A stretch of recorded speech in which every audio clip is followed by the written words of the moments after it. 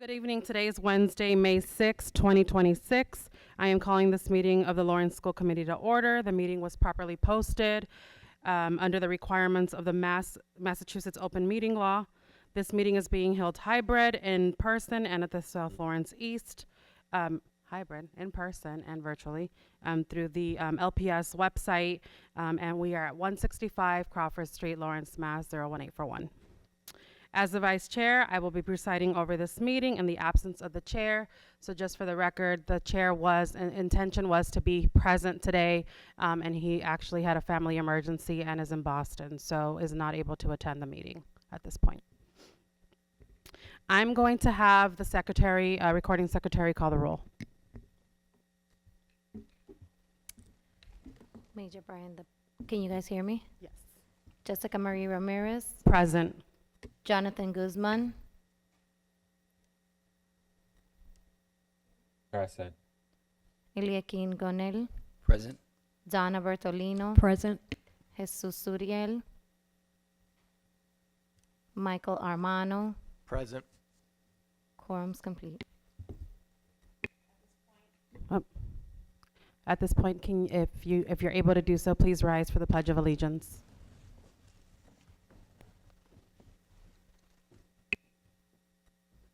I pledge allegiance to the flag of the United States of America and to the republic for which it stands, one nation, under God, indivisible, with liberty and justice for all.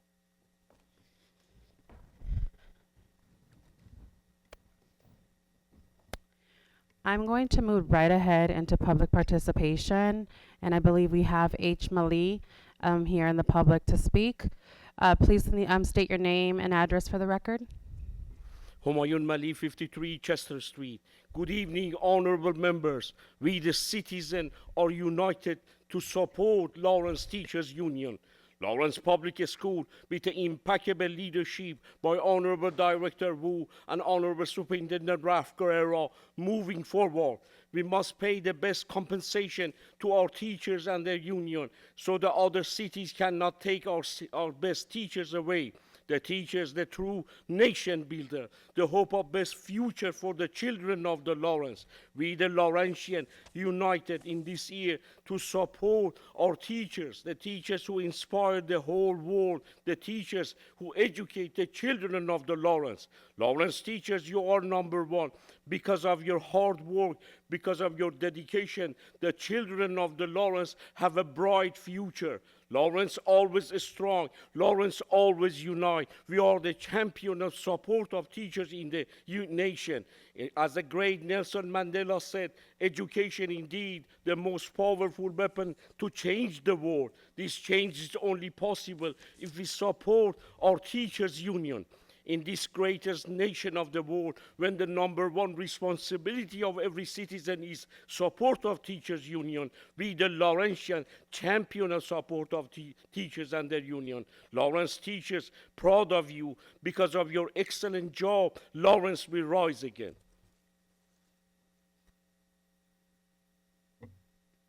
Thank you.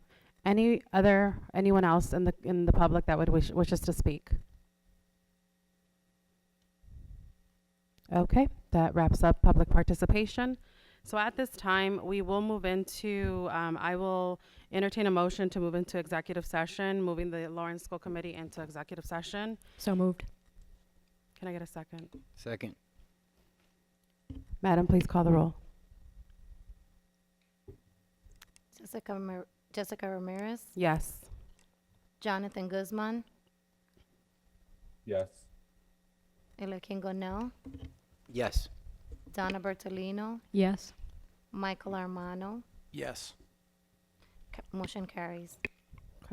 Before we move into executive session, I do want to state why we're moving into executive session. So we will be moving into executive session accordance to the Massachusetts General Law, Chapter 30A, Section 21, to discuss strategy regarding various complaints alleging violations of the public, meeting law, open meeting law, and as an open meeting may be detrimental effect on the position of the public as a body. We will reconvene once we exit executive session to address other items on the agenda. So we're back. I would like to entertain a motion to come out of executive session. I'll make a motion to come out of executive session. I second. Secretary, can you please call the roll? Jessica Ramirez, Yes. Jonathan Guzman, Yes. Quingo No, Yes. Donna Bertolino, Yes. Jesus Uriel, Yes. Michael Armano. Yes. Motion carries. Okay. So going to the top of the agenda, actually, I'm going to go a bit out of order. Can I get a motion to approve minutes from April 15th? So move. Can I get a second? Second. Secretary, can you please call the roll? Jessica Ramirez, Yes. Jonathan Guzman, Yes. Quingo No, Yes. Donna Bertolino, Yes. Jesus Uriel, Yes. Michael Armano. Yes. Motion carries. Okay. So I'll move on to chair reports. Looking at important dates that are upcoming. So high school graduation for June 5th. This is just point of no discussion. And then we have middle school year-end assemblies, June 22nd and the 23rd. And then we have the last day of school of June 24th. Is there anyone that would like to discuss any of these items?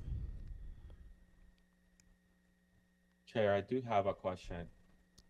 Committeeman Guzman? For Superintendent Carrero, I'm hearing a feedback. Give me 1 second. I can barely hear, I can hear him, but it's not 100% clear. Is volume up? Okay. Jonathan, can you hear us, and are you still receiving feedback? I can hear you. Awesome, and I can hear you better. Thank you. Go ahead. Awesome. So, and I do hear the feedback still. Oh. Okay. Sorry about this. What if everyone shuts off their mics? It's still there. We can. Can you Okay, I will try my best. can you define the feedback? What is the feedback you're hearing? I speak and I hear myself.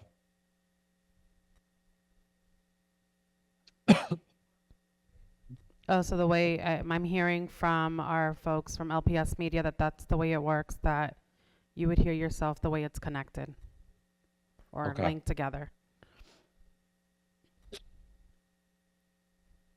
Okay, can you? Speak again. Can you hear me? Yes, perfect.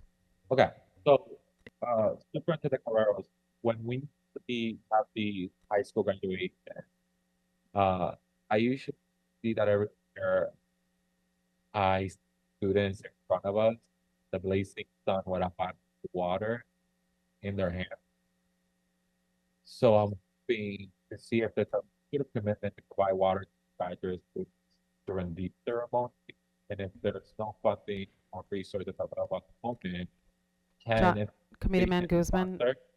you're in and out. Can we have you restate or change how you're speaking into the either phone or or your laptop?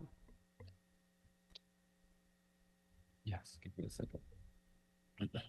Is that better? Yes. Okay. So what I was saying was to the Superintendent Carrero is that there has been when I have watched our students graduate under the blazing sun without access to water, while I sit nearby them drinking water. So I wanted to see if there's a commitment to provide water for our graduates during the ceremony, because usually it's outside, and when we move inside, it's still hot. And if we don't have the resources, can we figure out how an organization like the Lawrence High School Alumni Association can provide that support? Superintendent, did you get that? So what Committeeman Guzman was saying is that during graduation, the weather can be a little elevated, and our students are on the field. It's hot and they don't have access at this point for water. So if we're able to provide those resources during graduation. And if we don't have those resources, then if there's Test. Hello, there you go. am I on? Yes, you are. That the thought has never crossed my mind, but obviously, if they're out in the sun, I think that that's something that we should consider. Let me talk to the team and see how we can make that happen. Even if it means, for example, as they're exiting to come out and do the procession for graduation, we hand them each a small bottle of water so that they have out in the field. Graduations are getting longer because more and more students are graduating. So I will certainly do everything possible, Mr. Guzman, to do so. If it's Thank you, Chair. Committeeman Suriel. if it's appropriate, I could donate the waters if that's appropriate, if that helps. We can do, I'll second that as well. Absolutely. Awesome. I mean, I sat through graduation last year and it was pretty hot. And if you saw my face, I was sweating.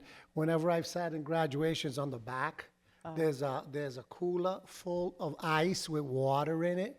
Maybe we can make sure that everybody on the podium side also has Some that. water. But I don't see any reason why we can't make that happen. I think that's an excellent suggestion.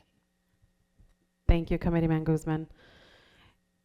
With the middle school year and graduations, we all received emails and from Maria Cruz asking us to reserve for which dates and times are we planning to attend. Is there any question or any discussion around this item?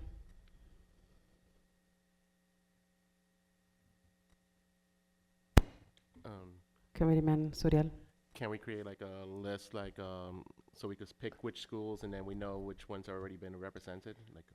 So we can definitely ask the school department to provide the current reservations that have been made by school committee members to ensure that we have representation at all or at least most of these assemblies. Okay, so I did get confirmation that we can do that. Thank you. And then the last day of school is June 24th. Under chair reports, attorney interview. So the school committee, it has solicited to hire legal counsel to represent this body as a whole moving forward. There will be a interview to be scheduled publicly, and that is to be determined. So once there's a pool of candidates, we will schedule that in a public setting. Upcoming trainings. So. Chair. Committeeman Guzman. Can you elaborate a little bit more on the process? Clearly, it sounded like there was a job description or a procurement post that I personally did not see that. And I would like that to be made available to me if it's possible. So And who made that decision? And who will be appointed members? I'm sorry I'm talking like this. It's because of the feedback. it's okay. Conduct interviews for the potential candidates. It sounds like the entire committee will do that, and it will be set up in a public setting. That is correct. Thank you. And then on the procurement, the posting, who can get that information to us? So I will defer to the receiver and to the superintendent. Thank you. Mr. Guzman, the receiver was offline for a second. Could you repeat the question so she gets the first part of it?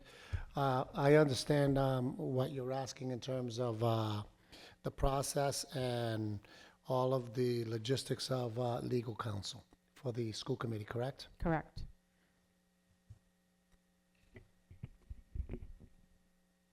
I'm sorry, what was the question? I had to step out of the room because Yeah, I was the- coughing. I can repeat my question to the receiver. Sorry. So my particular question is revolving the attorney interviews. it looks like we are going to be engaging on those conversations. It looks like if this was posted, there was a procurement process. So I wanted to know, where are those documents? Who adopted such procurement to be adopted? There's not a procurement process for the selection of an attorney for a school department. It's posted as a job posting, and we have solicited some interested parties who would like to put their name in, and the school committee, as the vice chair has stated, will be able to interview any of the members who would like to put their name forward. It will be up to vote by the school committee to determine their legal counsel. Okay, thank you. And Chair, will you be providing us a formatted process ahead of time of those interviews Yeah, for so, us to adopt, or it would just be provided to us? so my understanding, it would just be provided to us, or we would be providing that information. Okay. Question Committeeman on- Suriel. okay, thank you. On the attorney posting, if 20 attorneys apply, we are going to interview all 20 of them, or we're going to narrow it down? So we would need to narrow it down at that point. Okay. Yes, All right, thank you. If I may, Madam Chair. Superintendent.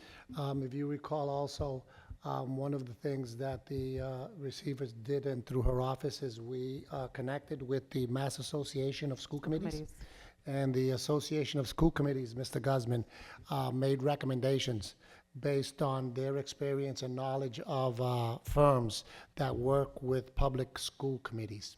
So I believe the recommendations of those that might be available, and it's down to, I think, 2 of them, has been recommended to the committee, and the committee may choose the next steps of what they want to do with them. So I have not seen those members or those 2 candidates, but I think once we are ready to schedule, the body will be provided with the information on who these 2 candidates are prior to the interview. Chair Ramirez, Committee members.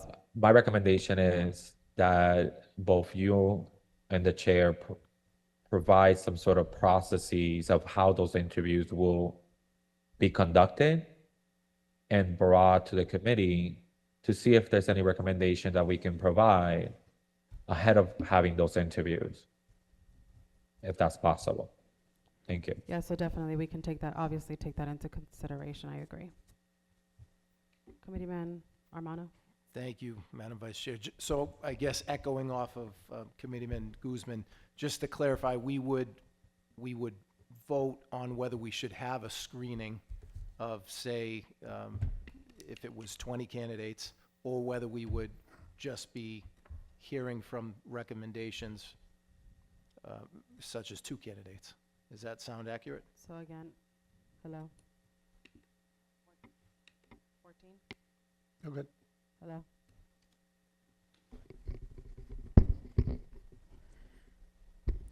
We're going to get this perfect at some point. So I'll defer to the receiver. There are 2 candidates that are interested in interviewing for this position, so there's not narrowing down necessary. Based on recommendations. Thank you for the clarification. Correct. The committee could decide that neither of those candidates are the right individual to represent the committee, but it will be up to the committee to vote to accept one of those individuals or firms. And if we're obviously at that point that we don't accept either candidates, then we would obviously need to come up with the process to move forward with a search. But I will say, and there's no need to go into rush into this, but I would recommend that we take the recommendations from the Mass Association of School Committees who we've received training from, so that we can work towards adopting our rules and working through our norms so that we can continue to move forward with our capacity building plan. And I believe that the hiring of an attorney, it's one of a key component of adopting our rule, of adopting the school committee rules and looking at other avenues and policies that we need to implement. Can I also just add, Chair, Vice Chair, that the hiring of an attorney for a school department is exempt from 30B procurement, so there's not a procurement process through this that the committee needs to follow. And I think that we're providing a courtesy for all of the members to be able to interview the right individual or firm to represent you all. Thank you. Any other questions? Next item on chair report, so upcoming training schedule. So this is not really saying that we're scheduling anything, but these are 3 areas. Part of looking at our capacity building plan is really getting the body, i.e. myself, well-versed with the rules, Robert's Rules of Order, budget and finance, and special education. So between Robert's Rules of Order is leveraging the Mass Association of School Committees or the city clerk or an attorney to provide that training, and then the school department on budget and finance and special education. So we will be looking at and discussing dates once we can solidify in what order we're going in. Any questions? Through you. Chair, I have a question.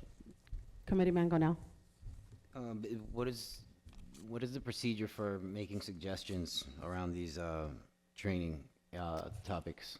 So in working with the chair and the receiver and understanding who's the best party to train us, and we can, this is definitely an area of discussion. We can discuss it now.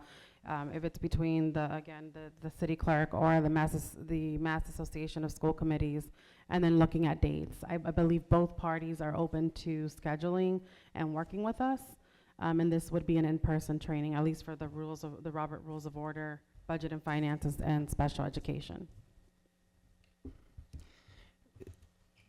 Does that procedure include, because I didn't hear the mention of Effective Schools, the consultancy, the firm that's facilitating our training, are they involved in that decision-making process? They will not be involved in the decision-making process. They're on the agenda for today as well to go through they are really incorporating, so this is all part of capacity building. So they're incorporating the document that we reviewed April 15th from the receiver with their work plan, and then these are some housekeeping items that we need to kind of incorporate in that as well. So they're not leading those trainings. That is something that this committee as a whole needs to go through so that we continue to build institutional knowledge. Thank you. Committeeman Guzman? I think I Thank you, heard Chair. I think the other piece that I want to know about is sort of figuring out the training and the flexibility for committee members to be part of these. So to please take into consideration that there has to be a mechanism that allows committee members who might have busy schedules to join these meetings collectively with us if we're doing it together. So if we're able to find a way to select these dates. Yeah, that's a great area of discussion and recommendation. Happy to hear from committee members on, I know we talked about different modules or ways of training, like I'm thinking about HealthStream. Of course, I work in healthcare and that's what we use, HealthStream trainings, but we would need to really consult with the MASC to understand if they offer anything through like a webinar or if it's solely in person. I know I just said that these would be in person because that's how I vision these to occur, but we should definitely start asking those. We're definitely going to start asking those questions in collaboration with the receiver. Vice Chair, if you don't mind, many times school committees will have a practice of also in the same evening that you might be meeting in person for your regular monthly meeting, you schedule then a training session as well, either the hour before or the hour after. I know it's hard to predict when the meetings will end, but another way to be able to sort of use the time that's already scheduled is to have the training occur before the meeting. So that's another possibility. Yeah. Chair. Committeeman Guzman? I just want to also bring up, because we're still on this agenda of chair updates, that I heard some committee members just the consideration while well-intended gesture of goodwill to support our students directly with water. I would just uh, do recommendations to consider ethical questioning and legal risks that can happen for individual members to personally pay for essential items for students. But I wanted just to like mention out here in case we aren't able to connect. Thank you. I believe part of that was if it was appropriate to do so. I think that's what he also, that was also mentioned. If it was appropriate, he would be interested. So definitely we should reach out and ask those questions. Thank you. Madam Vice Chair? Committeeman Armano. Just I love the recommendation of creating dates ahead of time. If I could ask Dr. Wu, would it be helpful if this committee gave you a list of 5 to 10 dates where maybe you saw some training that was available to us and you would know ahead of time that we were available for that training? And my second point, I just want to point out, I had the opportunity to take a Mass Association of School Committee training on budget and financing, and I thought I heard that they said they could train on a deeper level individual school committees. And I based off what I saw, I would highly recommend considering that as well as a committee. Receiver. I think that's a great recommendation. I am deferring your training to the Association of School Committees, to the school department, to other members of the city who might be able to provide and the expertise in these particular areas specific to the Lawrence Public Schools. So I think once you all decide the cadence and the topics that you want to engage in, especially in this first session, within these next 3 to 6 months, I think then we can decide who's the right organization to provide that and work directly with that organization on the cadence and the scheduling. Any further questions? Okay. Moving on to receiver reports. Thanks, Vice Chair. So for tonight, I have 2 updates that I wanted to walk through. The first one is to discuss the process to update the district's turnaround plan. So I do have a couple of slides here that are also contained in your folder. And so let me just begin by giving you a quick overview of the district's turnaround plan.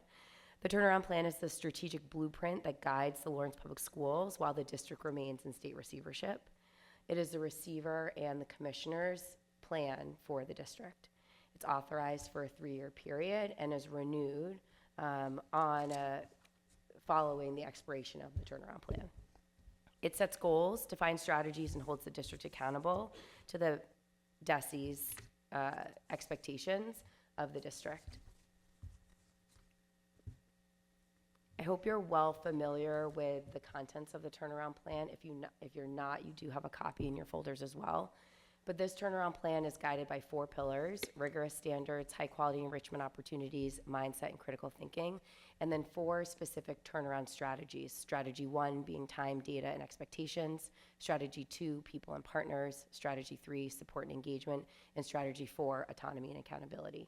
Contained within the plan are annual goals as well as long-term 3-year goals.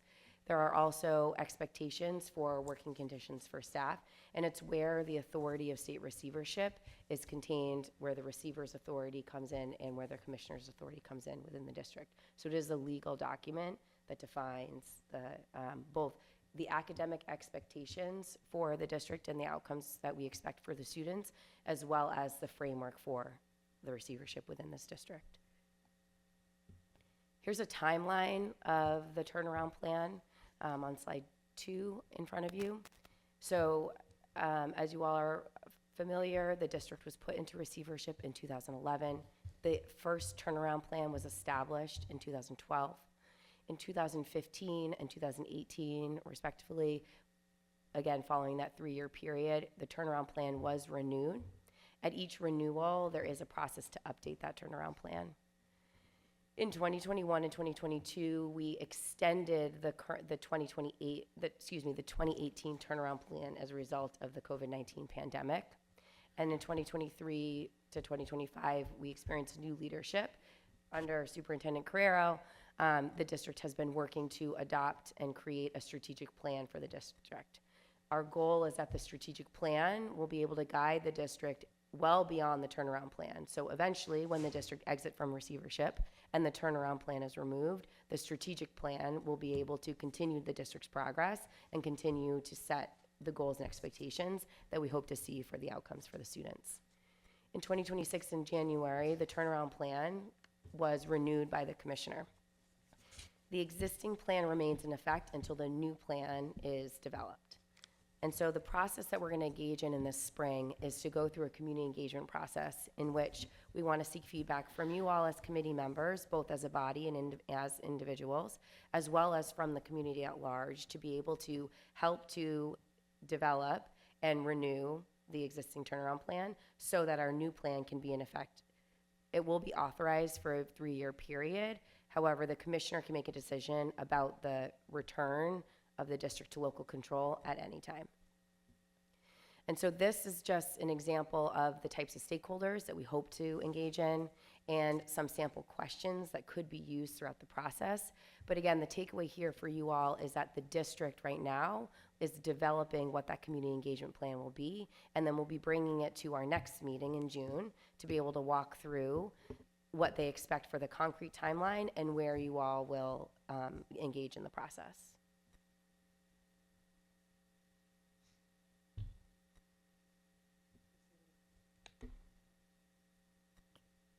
Receiver Wu, can you repeat that the commissioner may, I think one of the last sentences you said before you went into the examples of questions and stakeholders about the receiver being, the commissioner being able to determine or change the time frame of local governance or exiting a receivership?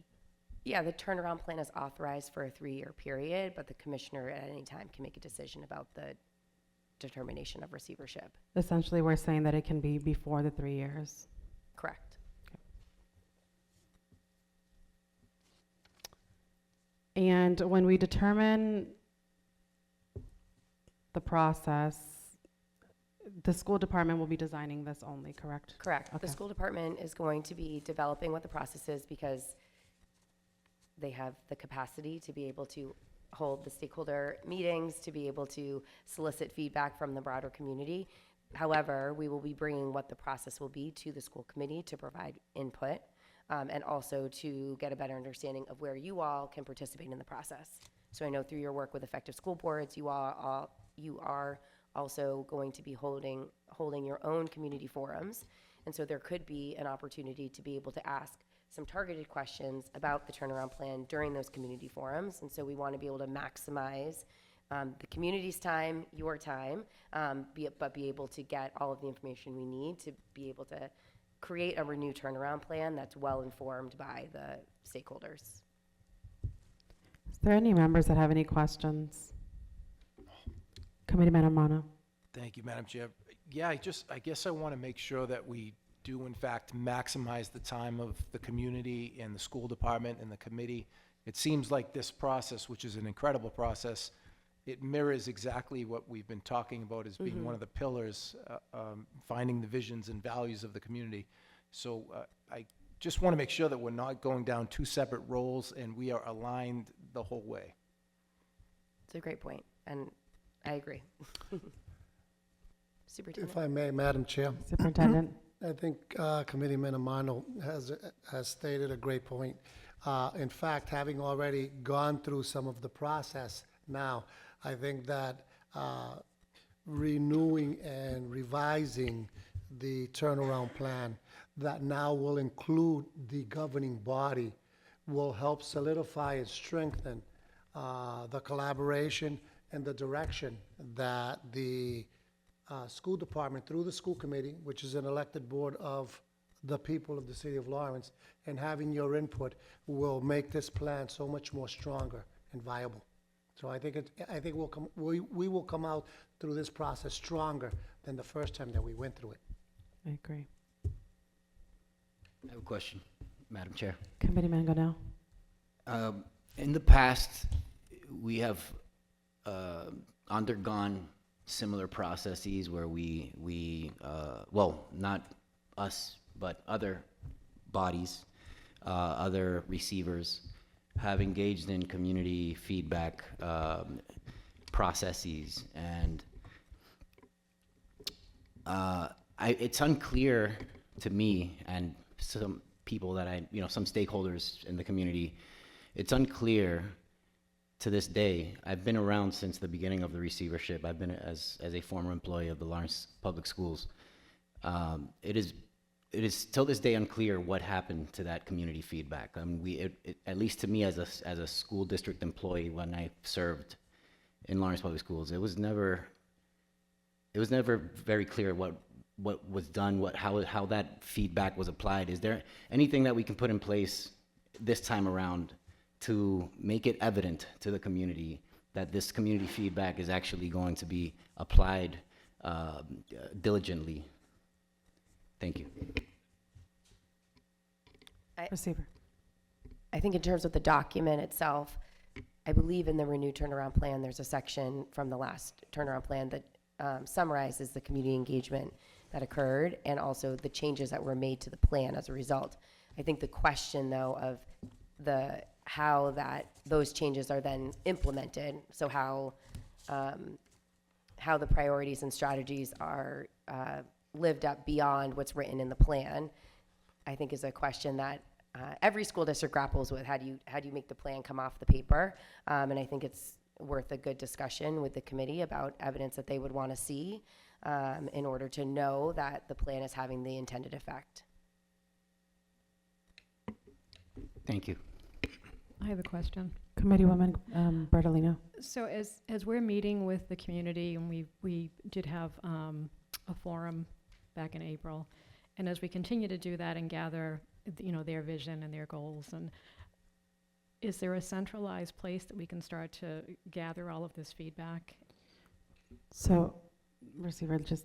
Yeah, I was going to defer to you. Yeah. Oh, okay, yes. So on the agenda, we'll get into this detail once we move on to new business and speak to effective schools. We will go through a workshop training to, they will train us on how to engage with the community. I know that sounds not to be punitive, but we will get trained to do this work. And they will train us also on how to store this information. Just to jump off of your question to the receiver, if I may, just will the school department and will you acknowledge this information that we are collecting?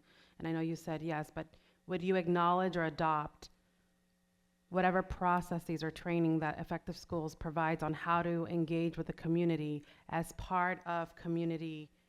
Is that falling like under students, families, community partners? Where would that live? Or is it coming through the school committee category? I'm just trying to make sure that we're not limiting the student, families, and community partners to the work that we are doing while maximizing everyone's time. Yeah, it's a great question. And I think I'm going to answer this the right way. But the purpose of the community engagement is to find out. So if we go back to the example questions, if we can put the slides back up, the third slide. If we go back to the example questions, the purpose of the community engagement for the turnaround plan is about figuring out, are the goals and the visions that are in the current turnaround plan working for the community? Do those need to be revised or amended in any way? And so I think as you are doing your community forums for the purposes of the work with effective schools, there is a time in which you can then also say, now let's take a look at the guiding document for the district and say, are these the right priorities? Are these the right strategies? What else could we lift up here? Where else could we go further or deeper in the lived experience of the community members? So Committeewoman Bertolino, just to go back to your question, Effective Schools will guide us on how to centralize some of this documentation. Thank you.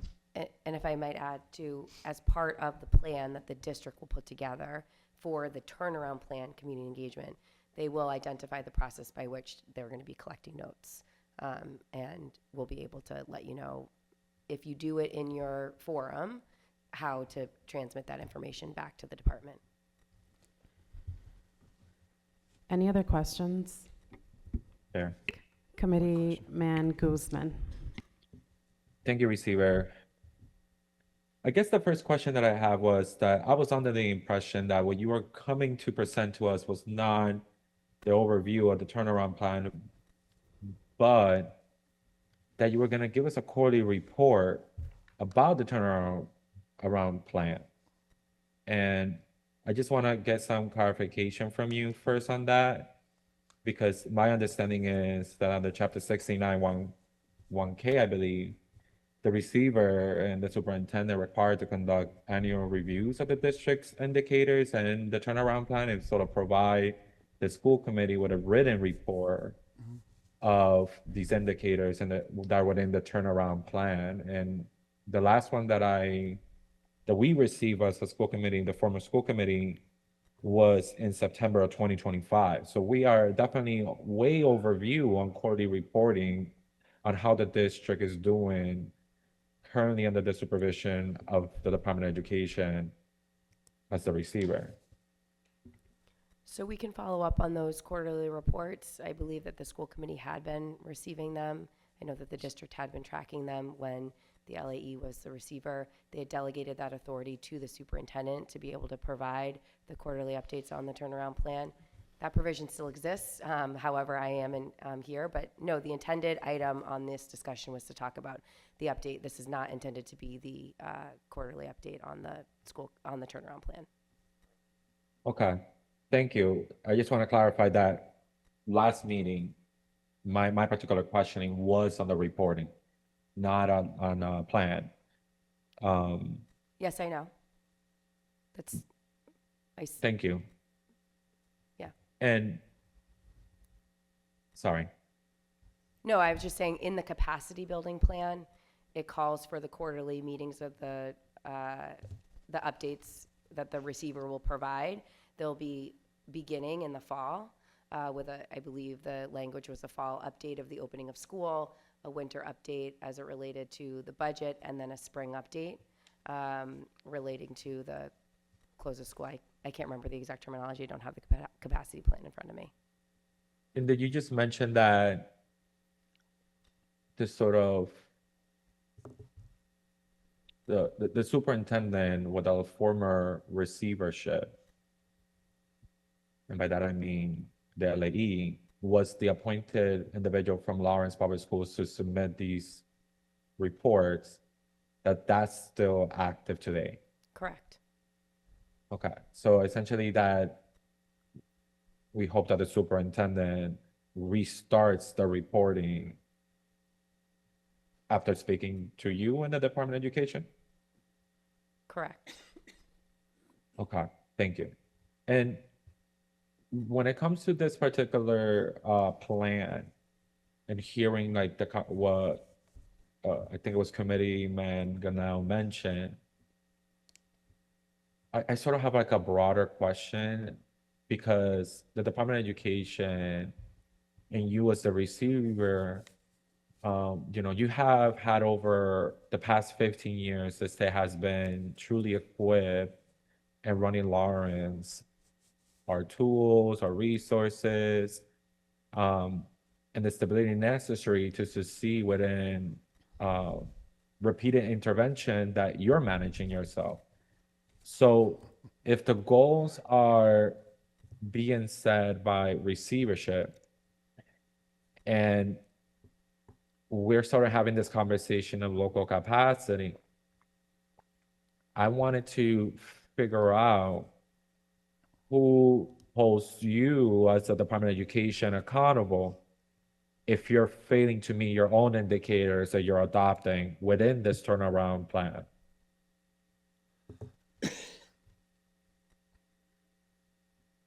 So let me repeat my question and make it shorter. Sure.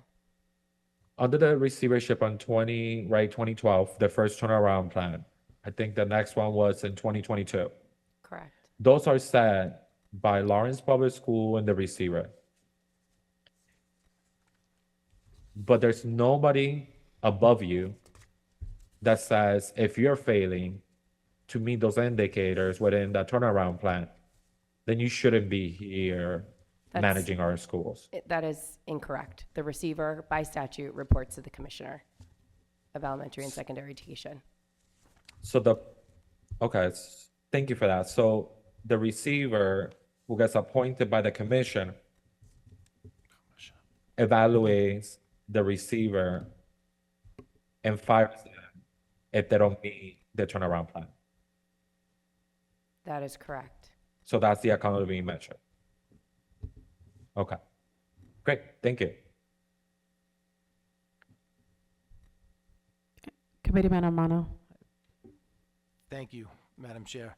So it sounds like what I'm liking is the turnaround plan is becoming the strategic plan, and based off our training, we are getting involved in the process. I just want to say, Mr. Superintendent, forgive me ahead of time, but I really enjoyed the training that we did together because it was a sign of coordination and focus, and I know you're busy and your staff are busy.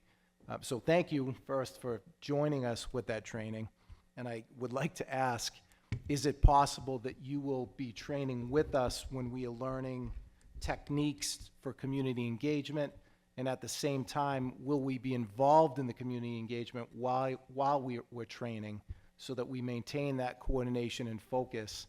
And I think if we do that, that will help make this committee accountable. I don't know if that's where Committeeman Guzman was going, but I see this turnaround plan turning into the strategic plan as a slow handoff. And again, coordination and focus. What's your thoughts?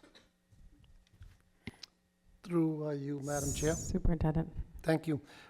Thank you for the question, Mr. Amano. I'm always honored to be engaged in community activities, especially when it comes to parents. So if you folks need me to be there for clarifying questions that parents might have, I'll be honored to go and engage with them. As to what the training piece is, I don't know if I'm required. If I'm required to be there, even better. Okay, so whether voluntarily or because it's required as part of the plan, I'm more than happy to participate. A quick correction on the turnaround plan. The turnaround plan is the initial document that the Department of Education helped and required the city to put together as it was working through the challenges that it's had along with those 4 pillars. If you recall, last year, we engaged in an entire community strategic plan. So there is a strategic plan, and as the receiver said, as we move toward the end of receivership, the turnaround plan gets handed off because it'll be merged with the strategic plan. And I know that in the coming meetings, we will also have discussions and talk about the strategic plan, and it will be a nice exercise to see how we blend those together. So the community at large, through all the different stakeholders, we did that last summer. To Mr. Gonell's very insightful comments and question about all of these plans that we've had, and that's one of the things that I've always mentioned, and I use the terminology, a living document, that we don't develop a plan and it gets on the shelf. And no one has an opportunity to look back on it and assess, where are we, what do we need to change, what could we adjust? It is obvious that if you had a turnaround plan that went back from 2012, and that's over a decade ago, we are not in the same place, which is why those 3-year intervals of revisions of the turnaround plan needed to happen.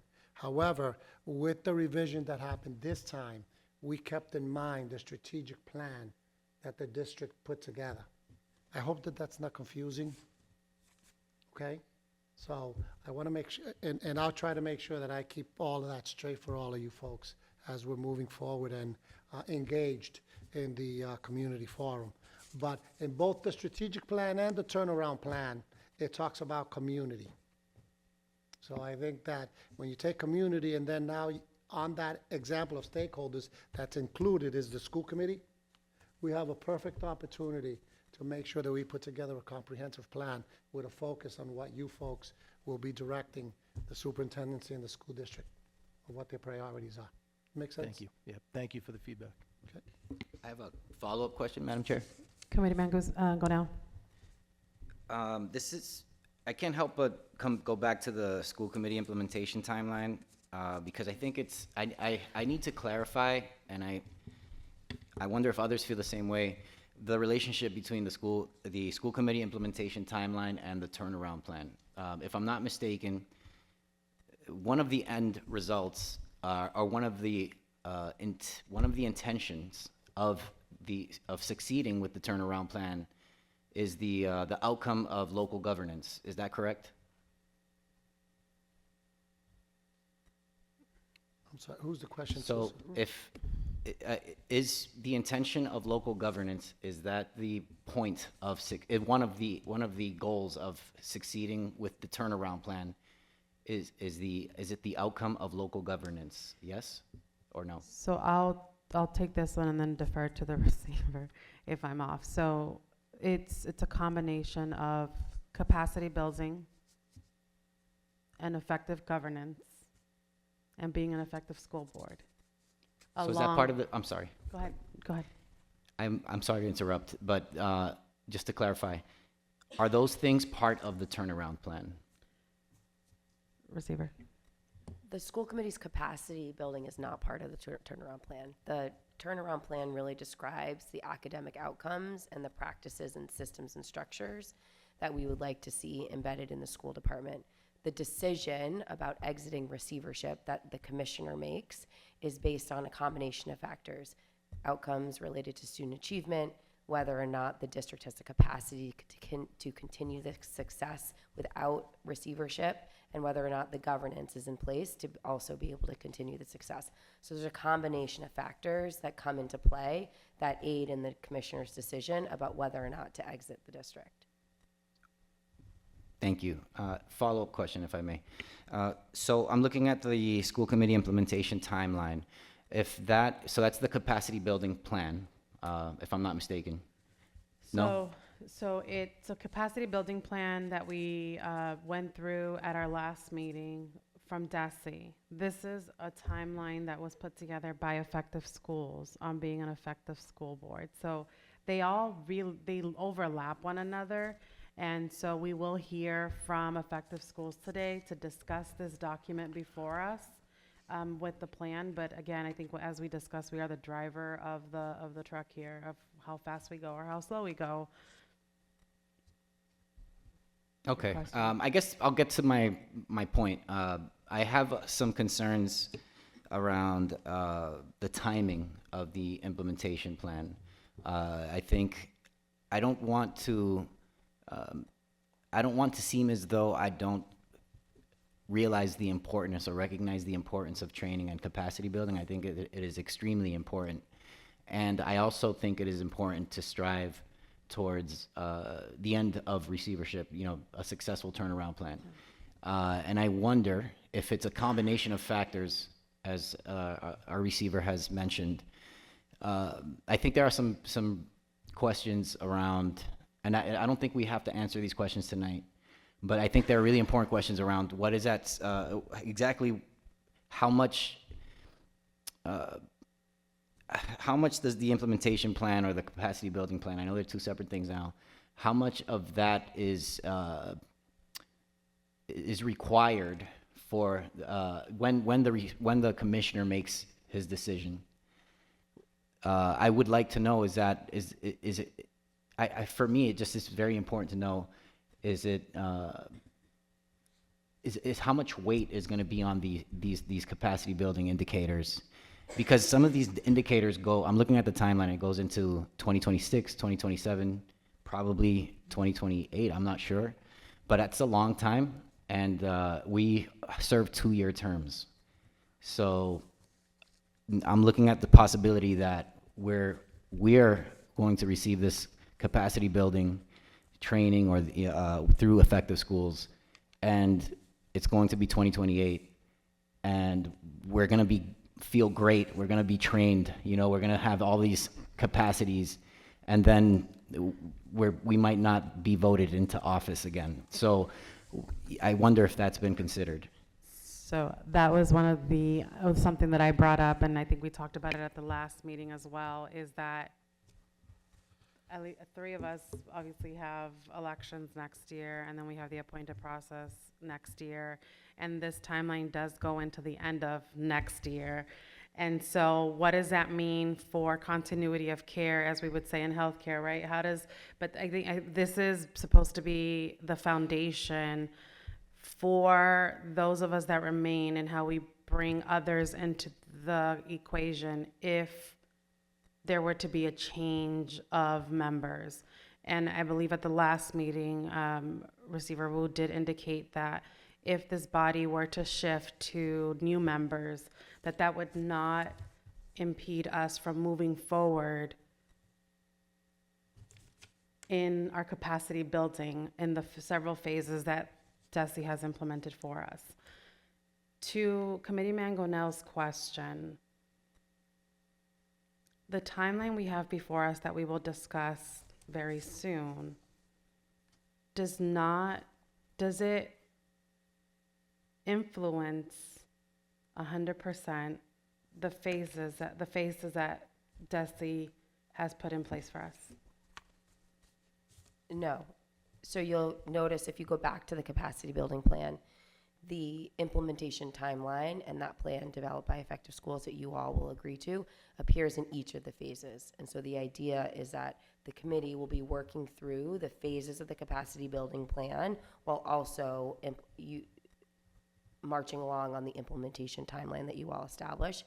And I think to your point, Member Gonell, the school committees face a turnover of members all the time. And I think so do school departments, so does the healthcare sector. Every office or every department faces this, and not one system can be relied on by a single individual. And so while you all are receiving this training, both as individuals, you're receiving it as a body. And the hope and idea is that the training and the systems and practices that you put in place will be able to withstand any one member and their transition offer on the committee. Committeeman Gonell, does that answer your question? I think it does, and I just want to wrap up this point by just emphasizing the need, or my desire and my interest to for the commissioner to take that into consideration in his decision making. I'd like to go on record by saying that if let's say the time comes in 2 years and we haven't met all of these benchmarks, I hope that is not going to determine whether the district is ready to move forward away from receivership, because I don't know that it's realistic to think that everyone's going to be fully trained, and then only then will we be prepared to go into local governance or another phase of greater local governance. I really appreciate that feedback, and I also would say back to you that I hope that implementation timeline doesn't stop with the exit of receivership. Like, those are activities and goals and work that I hope the committee will continue well beyond a decision about receivership or not, because it is about the health of the governance and whether we're putting good practices in place. Thank you. Any other Chair. questions, Committeeman Guzman?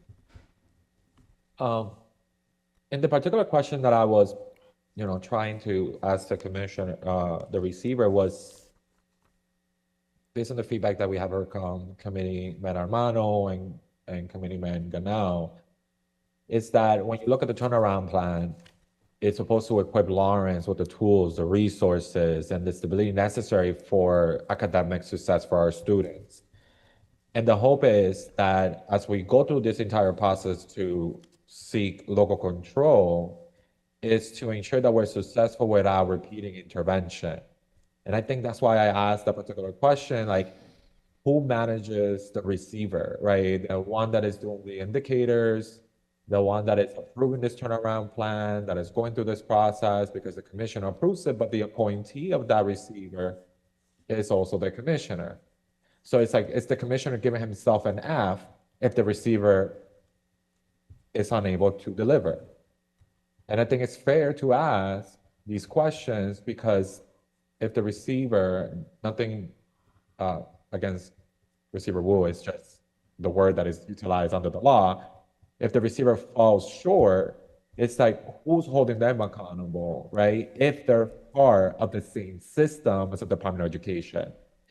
And this is where I want to just ensure that as we go, as we engage in this turnaround plan, that we find a different way to ensure that Lawrence is genuinely preparing to sustain a successful takeover back that is long and provides oversight to end. And when we hear these conversations on our plan, right, we see the turnaround plan, which is something that the department engages with the receiver. We talk about the strategic plan that the Lawrence Public Schools conducted, and during our training, Effective School was direct. That should have been driven by the school committee. And where we have an opportunity to re-engage on that plan that will inform and can support the turnaround plan and the capacity and the exiting opportunity. Because this is something that I remember was asked by the former commissioner, acting commissioner Russell Johnston, to Superintendent Carrero. And also we have the implemented timeline plan that we're driving. And now we also have the capacity plan that the receiver has brought to us on the last meeting. Even though all of these have a sort of different outcome or purpose or goal, we can see that they align in some point. And I think it should be important for our consultant or somebody from LPS to figure out how can they find where they can be aligned within this timeline of the implementation timeline plan, the PD that we're doing, to have a more better understanding and where we're going to be engaged on them and how they're going to be informing the work that we do collectively on the next few years. And if that is able to be accomplished, I think it will support a lot of the questionings that are happening and where timeline is.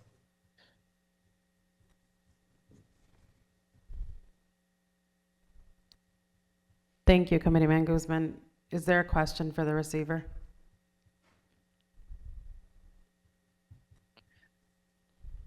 There was no question. There was Okay. particular comments to take into consideration by the receiver and the superintendent and our consultant. Thank you. Any other questions by any other member or any comment?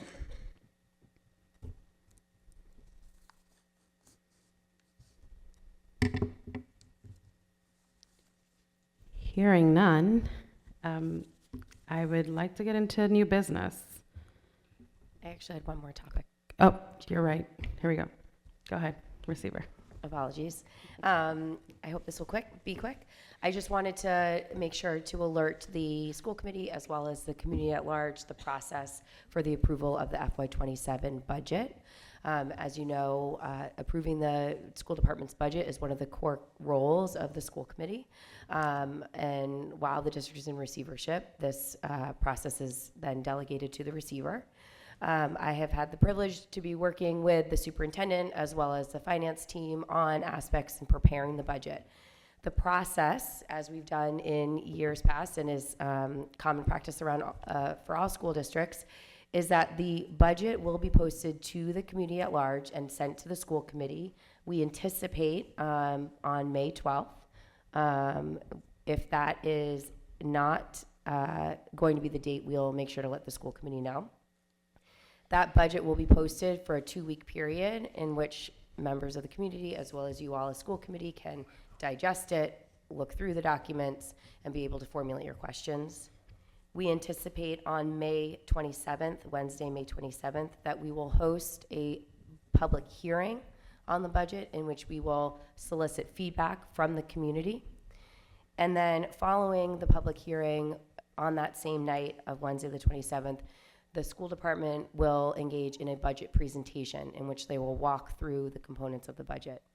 We will invite the school committee, you all, to participate in the public hearing as well as participate in the presentation and be able to ask your questions to the school department on that evening. We then anticipate that I, along with the school department, will take the feedback that we hear from the community as well as the school committee, incorporate that into the final documents, and be able to submit it to the City Budget and Finance Subcommittee on or before June 8th. So those are the proposed dates right now. We do commit to making sure that the budget is posted to the public for at least a 2-week period. It does get posted in local newspapers, online, on the school department's website, in a variety of places. And we do hope that the community does take the materials and then joins us for the public hearing to be able to provide comment. Superintendent, is there anything that you'd like to add to that process? After the June 8th subcommittee meeting of the city council, the Budget and Finance Committee then moves it to the full committee, city council. That's included with the rest of the city budgets for a vote on the city budget that includes all of that. Please remember that at the Budget and Finance Committee, depending, they can vote it up or they can vote it down, but if they vote it down, they have to send it back for revisions. So it's a process, and I think it's a good process. But I think it's important that we be as transparent as possible. And I hope that the committee and the community at large, as we put it out, take the opportunity to come and ask questions. That'd be all. Thank you, Superintendent. Any questions? Chair. Committeeman Guzman? Thank you, Receiver. I have a few comments just for you to take into consideration. You know, as we move deeper into this process, one that we recognize again that you're the authorizer. I think it's essential that the school committee is receiving information. We clearly get as much documents as we can of this draft 2027 budget for Lawrence Public Schools, particularly like a full budget narrative. If we're able to get line item details of what the expenditure will be, understanding the financial projections that there could be for fiscal year 2027, just to ensure that we have some sort of transparency on this stage is critical when it comes to meaningful engagement with our community. And I'm personally really concerned because we have sort of begun this conversation of fiscal year 2027 and no budget has been adopted, but I already been hearing from constituents that there has been potential non-renewals being delivered. So this is definitely concerning because it's creating anxiety across the school community and underscore the importance of grounding decisions in shared priorities. So to be able to, you know, inform this process if we can, it looks like thank you for the opportunity. I think it would be great that we are able to align with parents, students, teachers, staff that can, you know, be presented with difficult choices. And as we value sort of the guidance that this budget decision can make in the Lawrence Public School system, you know, I've been hearing already from top priorities where I ask people and they want to make sure that we focus on academic excellence, recruiting, retaining high qualified staff, and informing and engaging social emotional learning within our school system. And then when you sort of put that same question of what could be necessary to cut or reduce within Lawrence Public Schools, they quickly go into oh, we should focus on central office. We should think about the PD that is not essential. We should think about programs that people are not enrolling, and students are not taking advantage of. So definitely taking these things into consideration, because all across years of hearing during the city council budget process, people don't want to see our classroom teachers get fired, right? They find that unacceptable. They are reducing services for special needs, reducing paraprofessionals. So really ensuring that when we go through this process, we are able to help you and guide you and provide feedback if all the information is provided to us and compared to the public. And I guess my main question is, hearing that you have a day of May 12th, is that the city council have 45 days to adopt the sort of budget for the city, right? And if they don't make a decision by July 1st, it automatically gets adopted. So it will be nice to understand from you, what is the process that you're gonna follow when it comes to the public hearings and hearing from the public, to ensure that you get feedback from every stakeholder to make a decision. Because I feel like it's really short.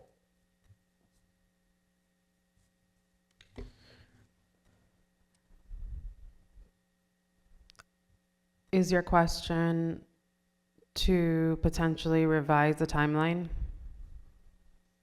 I will, if the receiver rule has a timeline, because I think I only heard May 12th will be publicly posted. And then May 27th, there would be a public hearing where we would be participating and invited. And then June 8th, it goes before the subcommittee, the Budget and Finance Subcommittee. If I may, Vice Chair. Receiver. We're working backwards from the date that the Budget Finance Subcommittee gave us. And then in order to be able to seek public comment and through the public hearing, which is a standard process for all budgets across Massachusetts and public school districts, that's a forum in which we engage the public on the budget. To be able to solicit that feedback, incorporate that before the 8th, we're giving ourselves that week. And then the budget must be posted for at least a 2-week period in order for the public to adequately have time to engage with the materials. So we are working backwards from the date that the city council gave us. And so those dates really can't be amended. And thank you. That was my main question, understanding the timeline and where you're coming from. Can you be able to submit that to us? And also, so the school committee will be part of the May 27 hearing. Is that in a public capacity, or are we stewards to listening?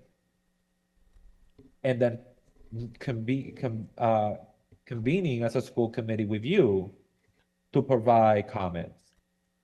Like where is our sort of unofficial role that allows us the opportunity to provide you direct comments as a committee as a whole? So the school committee will be invited to participate in the public hearing by sitting up on stage, as we've done in the past years. Normally, the LAE would have been here at the school committee previously. In order to take a listening stance, we don't provide comment to the public's feedback on the budget during that time. It's a hearing, an opportunity for the public to be able to provide their comment. The school committee will be invited to sit up here and listen to the hearing. Because the school committee will be a full quorum, we will be posting it as such. However, it's not a school committee meeting, it's the budget hearing. Then subsequently following the hearing, we will then open up a budget presentation to the school committee, and that will be the opportunity for the school committee to be able to ask their questions that they may have on the budget. And they could take the information that they gleaned from the public hearing during the presentation portion, but the school department will have the opportunity to present the budget to the school department and the public, and then entertain any questions from the school committee. Thank you, Receiver Wu. And if there's any opportunity to separate those, consider it. In the sense of, if we're hearing from the public and we're hearing comments from them, I think it's adequate for you, your team, LPS, as us, to have an opportunity to digest what is being provided by the public to us, to then provide comments on the budget. If that's able, it sounds like a timeline is really strict, but if you're able to consider that, I appreciate that. Yeah, we typically, I mean, this has been past practice that we've done the hearing and then immediately following the budget presentation. And so we are going with past practice here. But the intent is that the information will be taken into consideration before the final decision is considered. And if there are additional questions that the school committee has that need to be produced, that information can be provided. So when I look at the calendar, it gives the receiver and the superintendent about a week to revise, a week and a half to revise anything in the budget based on feedback from the community and the school committee before they go before the Budget and Finance Committee on June 8th. Correct. Okay. Which, I know it's an aggressive timeline. Very much so. Yes. It's also quite difficult to call members back multiple times in a I week. agree. Okay. Any other question or comments? I have just a quick comment, Madam Chair. I just want to recognize Receiver Wu for the difficult task that she's undertaken. I can only imagine what your office has undergone, and also Superintendent Carrero. It's a massive budget, and I don't envy the work that you are doing. Eventually, we will be doing this work with you, I hope. But I do recognize your efforts, and I hope that I just want to share that with the public. Thank you. Thank you. I certainly appreciate your comments, Mr. Gonell. The chairwoman says you have an aggressive timeline, and any comments that are made that we consider that we might adjust or make changes. There's two of us that have been living budget for the last 4 months. We feel pretty confident that we know every number and every line item and can justify it, but we'll be ready to make any adjustments that might be considered or made. So I appreciate that, everyone. Any other comment or question? Committeeman Suriel. Yeah, can this one works? Yeah. Question is there an opportunity just to be a fly on the wall, like for doing the revision, just being a fly on the wall, like going to that meeting, just so I could observe? I don't know, or any other member wants to just not comment, just be a fly on the wall. I don't think it's out of the realm of possibility. I think we have to make sure that we're not doing anything in a quorum, obviously. But I think if other members are interested, that could be a possibility. We can discuss it further with the superintendent. And I also do want to acknowledge that we are saying as a courtesy sounds pejorative, but we are doing this before the school committee has gone through the training on a budget. So, I hope we want to make sure that we are bringing you along while we're also doing training. So I also hope that you see the effort from the school department, from myself in bringing you along through the process while training is ongoing or has not yet occurred.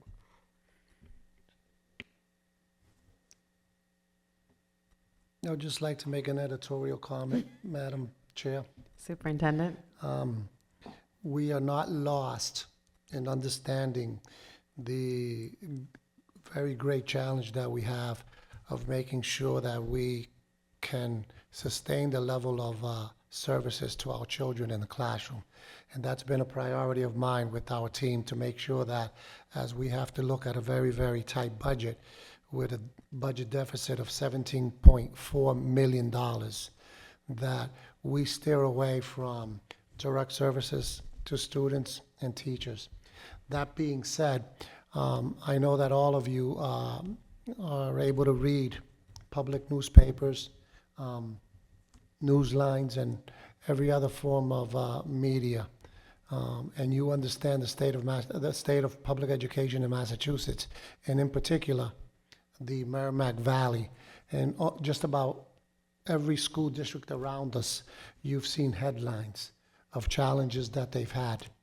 There's one community that you haven't seen a headline, and I want to keep it that way, that we have started on this process all the way back to January with the anticipation of knowing what we had. We knew all along that during our October 1st census and our official student count, we were down 378 students, October 1st. What did that mean at that particular time? That we would at least be facing a $8.5 million shortfall. So us working diligently to make sure that we looked and prioritized, especially with some of the comments that Mr. Guzman has made about making sure that we have quality staff, that the professional development that we have is sustainable and it's having its effect, that we're making sure that services to kids are being adequately funded, and that special education services are still there, along with ML services, that it's been our priorities. So I just want the board to know that people are starting to ask, what's up with Lawrence? What's up with Lawrence is that we're taking care of what we have to do for our kids in the school department. Thank you. Chair. Committeeman Guzman. Superintendent Carrero, can you elaborate a little bit more when you said 7.4 million deficit? Are you saying that that's the challenge and concern that you're facing right now with the fiscal year 27 budget? Yes, that's part of the process that we had to look at. We knew right away, because of the per pupil expenditure for students, if we had 14,000 students, we knew what our minimum line budget item in terms of per pupil reimbursement would be. So what we had last year and what we anticipate for next year, we have to compensate for a shortfall immediately of 378 students that have exited the school district. So when you calculate approximately $22,000, $26,000 per pupil, if you multiply 24,000, let's put a mean score there, $24,000 times 378 students, Madam Chair, what do you got for a number? About 8.2 million. So we knew right away that we were facing a deficit because we had less students going into this next year, which is SY 27, than we had in SY 26. Does that answer your question, sir? It does, thank you. Okay.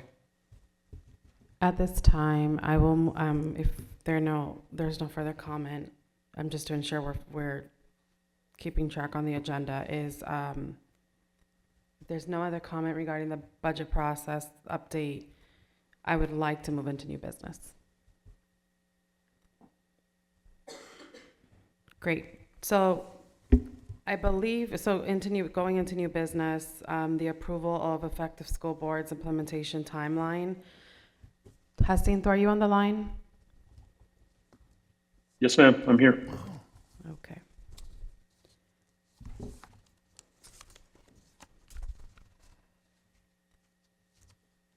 So I need a motion for discussion. So moved. So move. Can I get a second? I second. Can you call the roll? Jessica Ramirez. Yes. Jonathan order. Guzman. Chair, we can go into discussion without doing a roll. Since we're in the middle of the roll, we should move forward. Jonathan Guzman, Sorry, can I get clarification? What is the motion here? Because you said approval, and I said motion. So if you call this roll, we're gonna be approving this, and I want to make sure we have a It's discussion. not for, I mean, it's approval after discussion. Okay. Yes. Quinn Gonell, Yes. Donna Bertolino, Yes. Jesus Uriel, Yes. Michael Armano. Yes. Discussion carries. So I want to open the floor up to effective school boards, but before us, we have a document of the Lawrence Public Schools School Committee Implementation Plan put together by effective school boards. So as we know, effective school boards is the committee or the vendor that is coaching us through our capacity building and our ability to govern effectively. So before us, we do have a 2-year, 24-month plan where we would start to work towards several activities.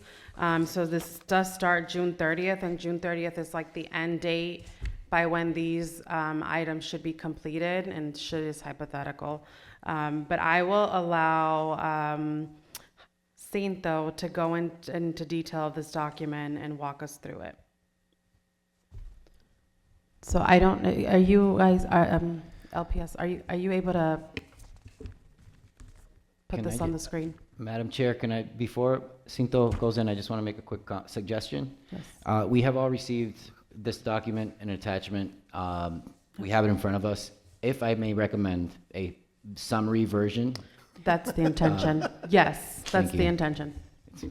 it's getting late. We will not be here until midnight. It's in the intention to go. Do we have one of these to put up?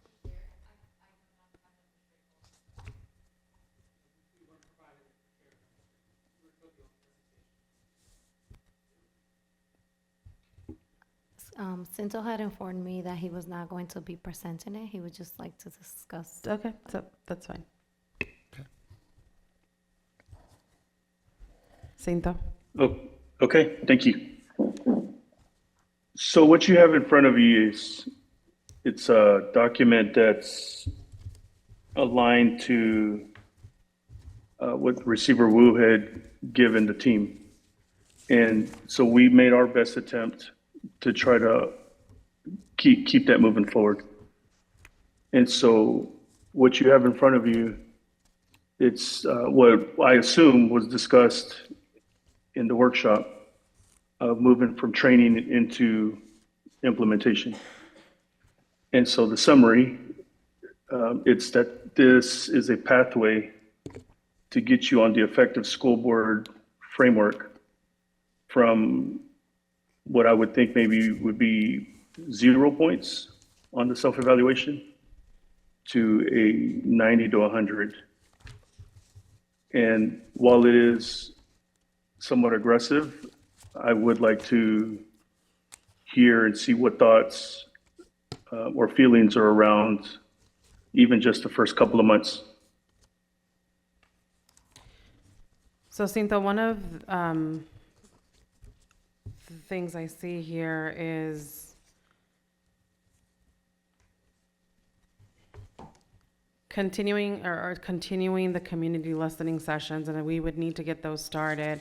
And part of this would be the discussion of scheduling a workshop to receive training from effective school boards on how to conduct these listening sessions. Is that correct? That is correct. That is also to take the current skill set that each of you bring to the committee and aligning those to gathering feedback and creating a feedback loop back to your community.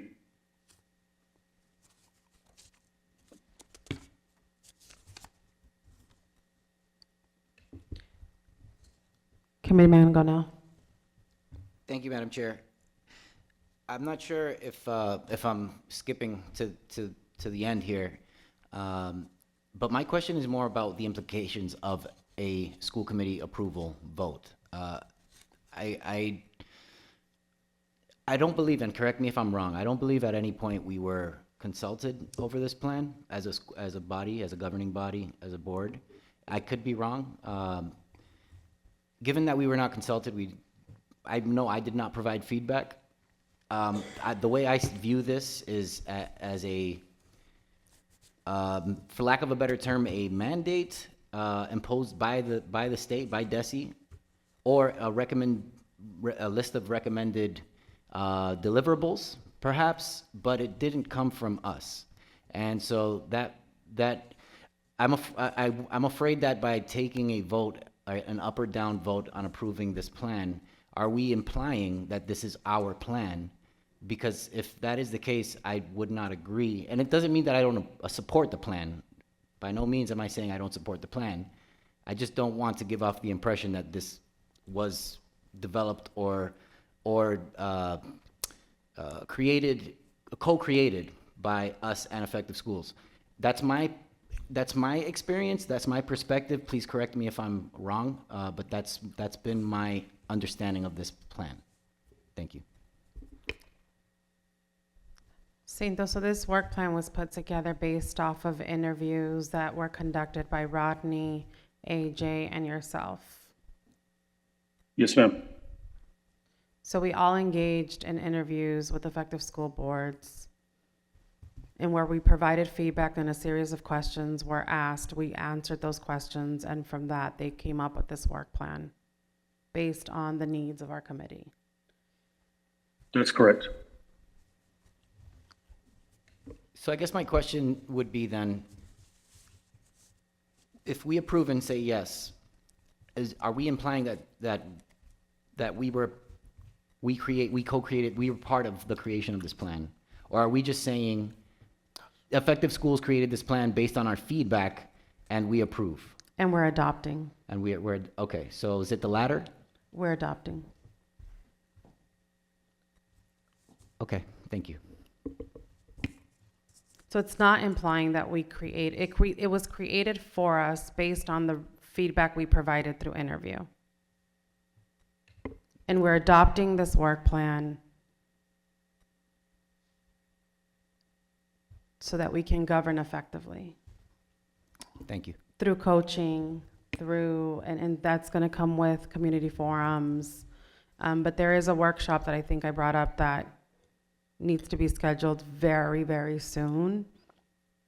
And so I'm hoping that, Jacinto, I know that you're eager to get started and working with us and coming out to meet us in person and work and meet us to go through the training plan or the listening forum training workshop. Are you able to provide dates to the body now that folks can digest and provide feedback on when folks are available? Sure. I'm more than ready to begin to work with you. And I kind of want to go back to one of the points that committee member Goodell made. I thought it was excellent point about the topic of 2-year terms. So effective governance work should definitely outlast any individual board members, superintendents, and election cycles. The goal is not to build a framework dependent on personalities, but to build structures, habits, and commitments that become part of how the board governs over time.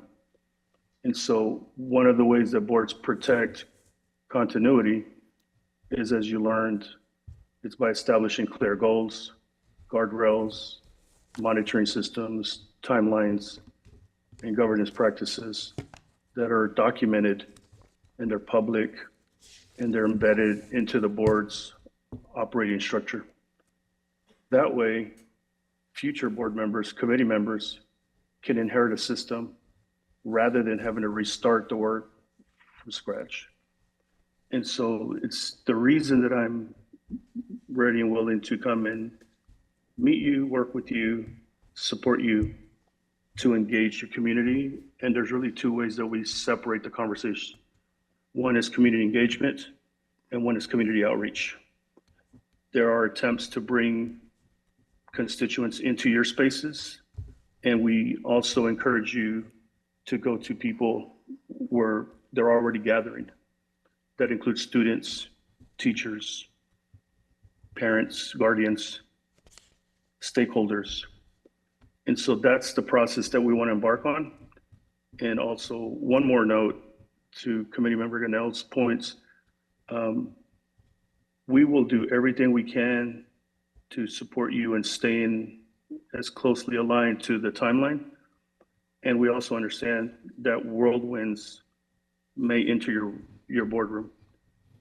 The journey encompasses this idea of learning how to become disciplined and focused as a team and modeling that parallel processing, that as you go, you can expect everyone around you to do the same. So when you as a governing body are modeling for the whole system what it is to govern effectively and to do it with high levels of integrity, you can expect the rest of the system to start to calibrate around you as well. So long-winded version really to say, the sooner we can get in a room, the sooner we can unpack these topics, we can get a plan together, we can answer a lot of those questions that you have, and we can connect everything back to the framework. Thank you, Cinto. You got it. Chair. Committeeman Guzman. So it's one of the opportunities here is that we're gonna be able to provide comments, questions, and how is this body going to be adopting this? Are we gonna be allowing amendments and going to roll call votes? Or are we gonna be able to provide just comments, get affected schools to consider these, put them together, and come back? How do you wanna, because based on your direction here, will be my next step.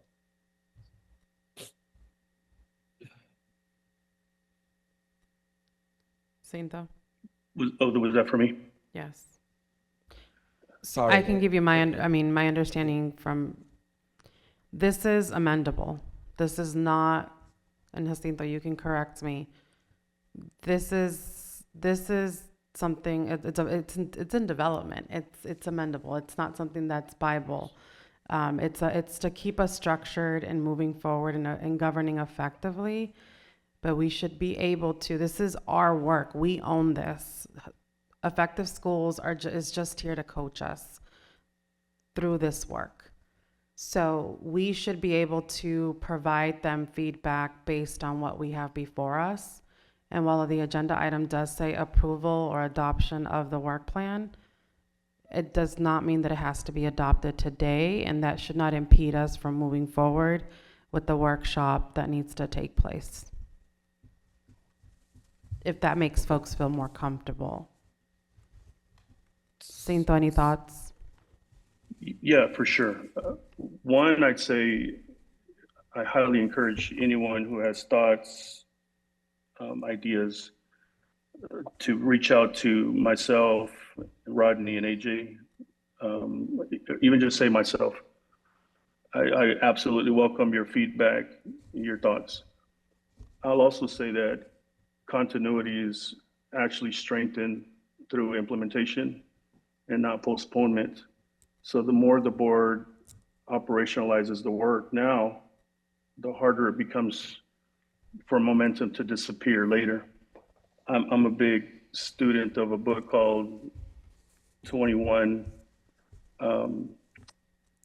Well, I'll just say that there's the 21 laws of leadership, and one of the laws is the law of momentum.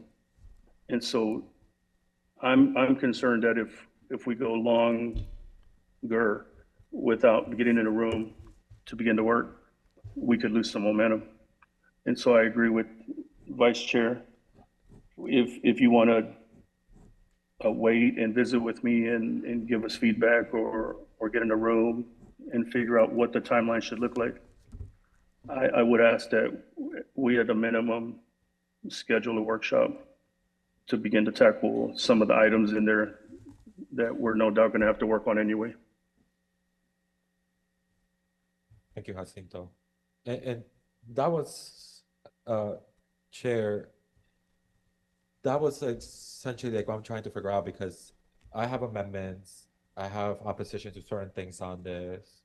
And I think collectively as a school committee, every member here should be heard and be listened to in the sense of why or why not.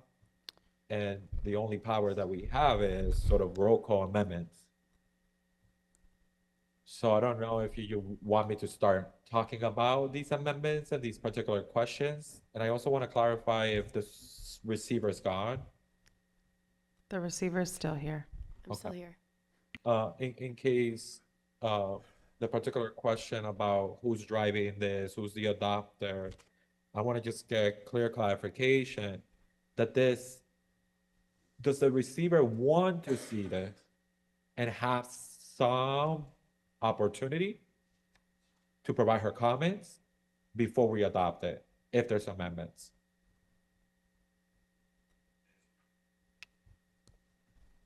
Receiver, that was for you. So I consider this plan is embedded within the capacity building plan, but I see this work between the school committee and Effective Schools.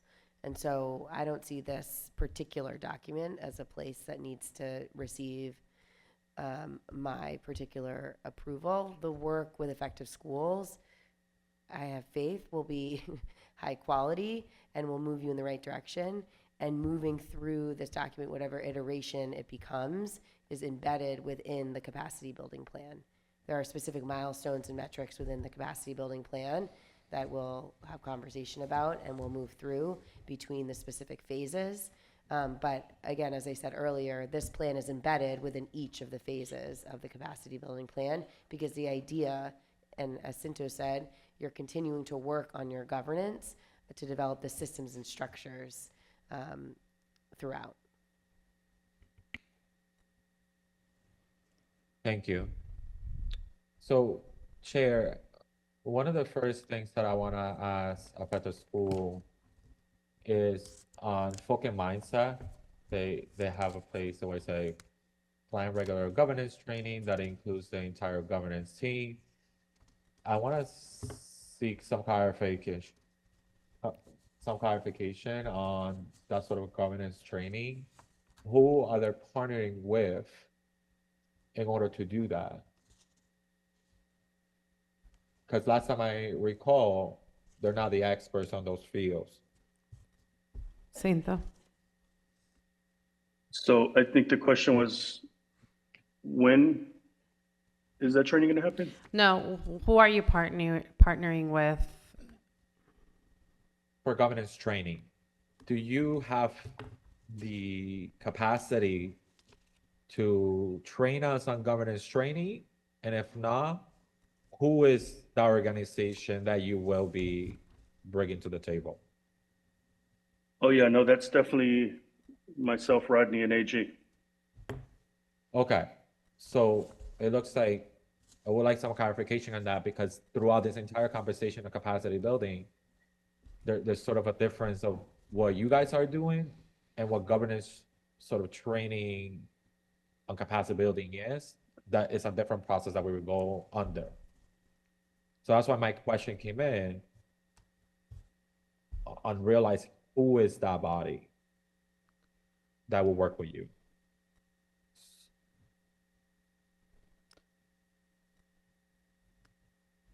I'm not sure I'm following. I'm sorry. Can you give an Okay. example? So what I hear, I mean, Jonathan, I think what Committeeman Guzman, what I acknowledge is that there's a lot of overlap between effective school boards, their time implementation plan, and the capacity building plan by DESI. Is your question, Madam Chair, I think I can help, if I may. go ahead. I think it might be helpful to ask the question, sucinto, how open are you to working with us in determining these kinds of decisions moving forward? around, what partners might we, are we open to having those conversations? Like, if there are other agencies that can provide training, would effective schools be willing to entertain conversations around potentially partnering with other organizations if it so happens that there might be some other agency that can provide greater expertise in any certain area regarding this training? Okay, so I think I can connect it back to like when y'all were discussing Robert's Rules of Order, right? Is that an example you're talking about? I guess that would be an example of governance, I think. Yeah, so like your team is having a great dialogue on how to do that most effectively and to get the supports that you need. What I am committing to is what's on the timeline of effective school boards. We have that framework and the rubric that we're committed to. If it means that we supplement in some of the other trainings that you're seeking, we can try to do that. But we will also be honest with you if there are some areas that are out of our purview. And Go ahead, Committeeman Guzman. thank you, Committeeman Ganao and Vice Chair Ramirez, because that was essentially where I was going. Effective school is not from Massachusetts. So when it comes to bylaws and laws of Massachusetts that we might adopt or processes that we need to engage on reading other documents that are imposed on us from other agencies, I think during our training, I sort of mentioned this, and what AJ told us was that there will be partnerships with other entities that will bring that expertise. And I think it would be a great opportunity for us to hear who those are. So hopefully Effective School can take that feedback and those points back, and they can come back to us with that. Okay, thank you for sharing that. You have that commitment from me to visit with AJ Receiver. and get back with you. I also think perhaps the conversation that AJ was having was in relation to with conversations that I've had with AJ around the partnership and with the intent of the capacity building plan.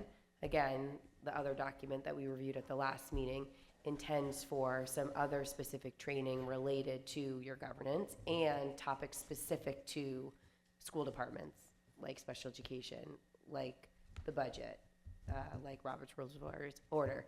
Those trainings will be done also in collaboration with MASC, other partners with the city, with the school department themselves. And in my conversations that I've had with AJ, that we want to make sure that those are consistent with also the training that's being provided by Effective Schools. And so I don't want to speak for him, but it could have also meant the partnership meeting the other engagements that the school committee will have as a result of the capacity building plan as well.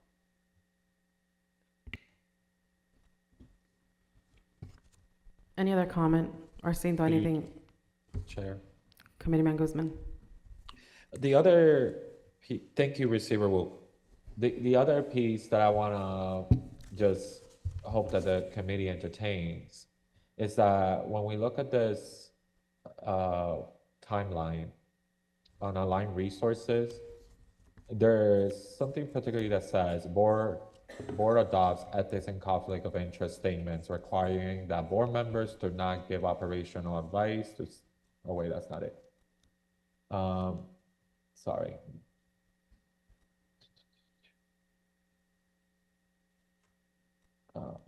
That's not it. My apologies.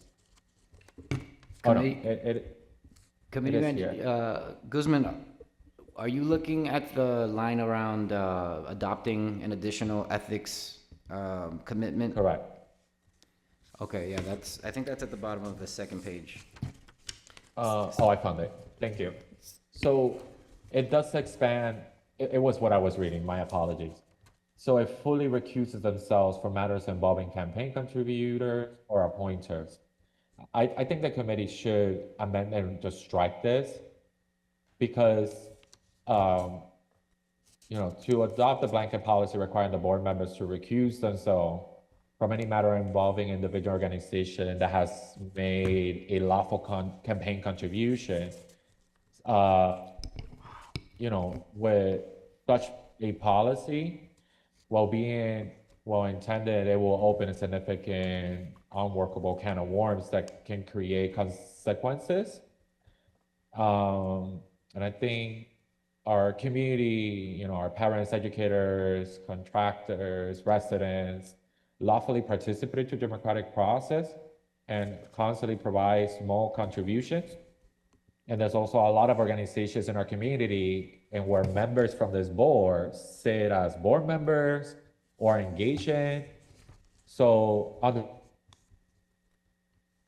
a simple common act, such as a parent donating to a school committee member campaign, could improperly bar that member from participating in matters that affect the district broadly. So including a routine policy decision budget that simply because the parent child attends the Lawrence Public Schools, this would be both impractical and unreasonable. And we have clear laws established by the conflict of interest that draws the importance of legal distinguish between what an actual financial conflict is and what is the sort of lawful political activity like campaign donations, which do not by themselves constitute a conflict of interest. So, yeah, overall, I'm just looking for some solutions. And I do have a solution that I would like to do through a motion of amendment, if that's fine.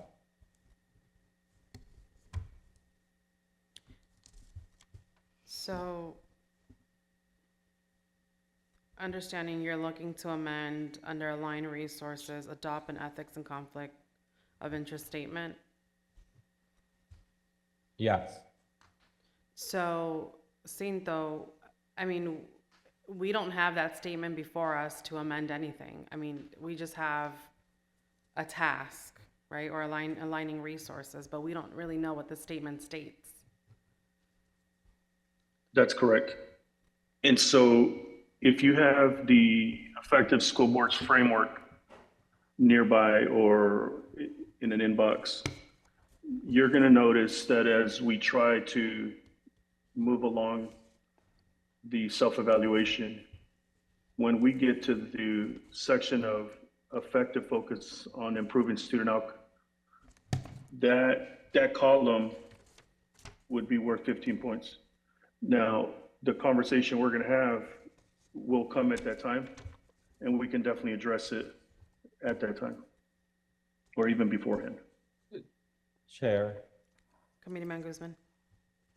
So when I read that, it was a part of the task, right? So like it shows the intention, the outcome, right? Like what the intent is for this task, and then how we complete it is to sign whatever that statement is. I'm just pointing out the recusal of ourselves because we receive campaign contributions or because our colleagues here got appointed from the city council, I think will bring a lot of concerns. And I think that's why I want to provide a rewrite of what that should be. And I can put that here on the chat for people to have it. Maybe you can email it to us because we're not on the Zoom. So, I mean, we can bring it up, but so, Cinto, based off of your experience working with other boards, is this something that's redacted and removed from the framework? Not yet. I haven't experienced it. Doesn't mean that we can't have that happen here, of course. The first part that I wanted to note as well, to committee member Guzman's point, the beginning of the aligning resources page begins by saying that no board member voted on an item on which they had a conflict of interest as defined by law. And so as we progress through the conversation, I definitely look forward to seeing what your thoughts, your recommendations, as long as they're law abiding, we can have a really productive conversation.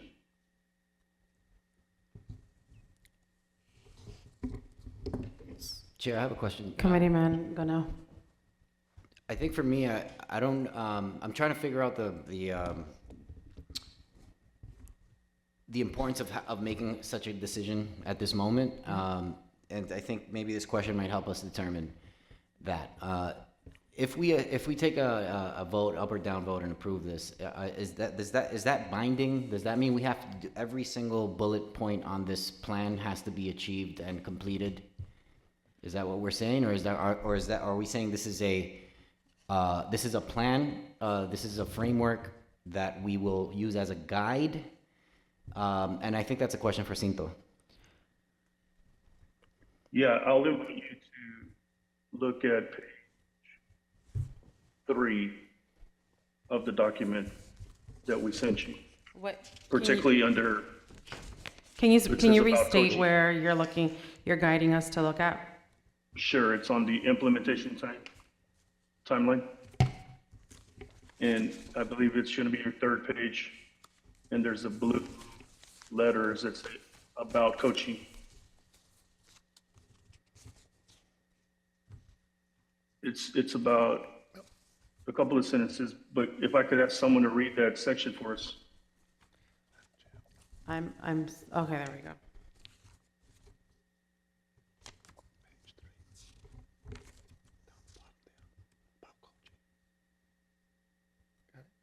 Yep.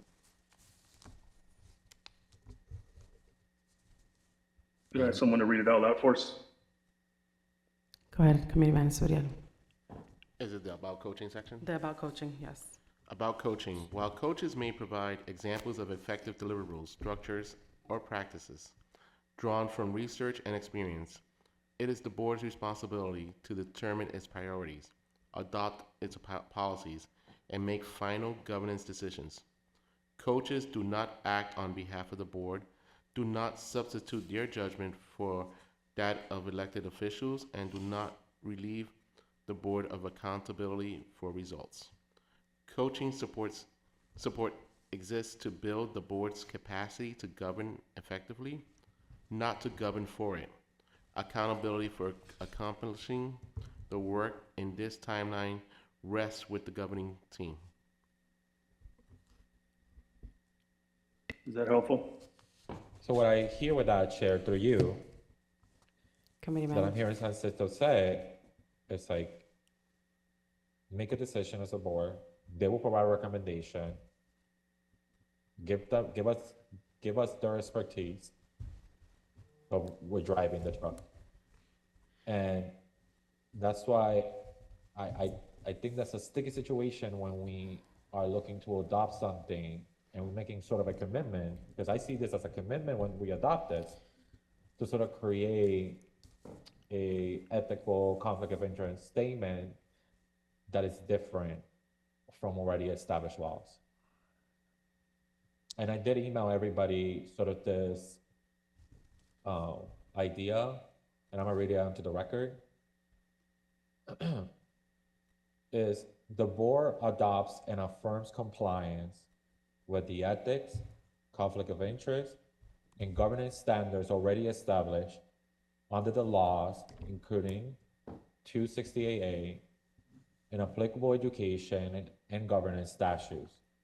Board members shall act collectively as a governing body, refrain from providing operational directions to staff, uphold the responsibility for district-wide educational outcomes throughout policy and oversight, and disclose and recuse themselves from matters as required by the law. All members shall acknowledge and attest to their obligation to follow their existing legal and ethical requirements.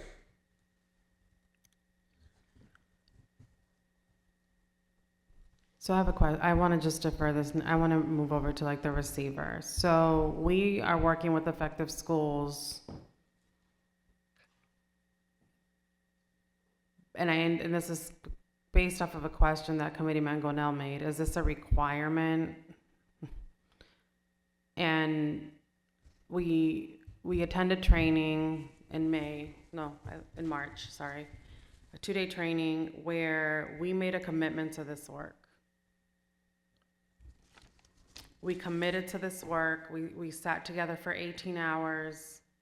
And this work plan is a result of that workshop. And if I understand correctly, and I don't want to speak for the receiver, this is part of the work that is being asked of us to complete so that we can govern effectively and bring local control back to the Lawrence School Committee.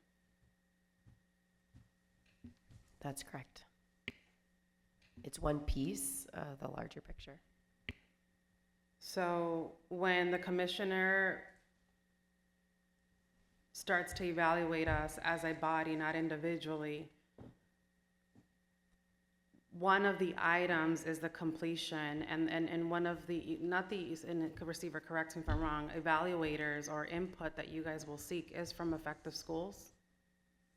Will it be from Effective Schools? In terms of, How effective we're governing? I can't say that for certain. I don't want to speak for the commissioner. I think the product of the Effective Schools coaching and the work and the other training and how you engage in each of their meetings will be what the commissioner uses to determine. And the coaching is supposed to get us to this point. Correct. So I'm not saying that we have to approve this in terms, I mean, to Cinto's point of delaying the adoption of the framework. I hear that my colleagues at this point probably need a little bit more time to review the document at length. Although we did receive it a few days ago, I know it's not enough time. And digest it and ask questions.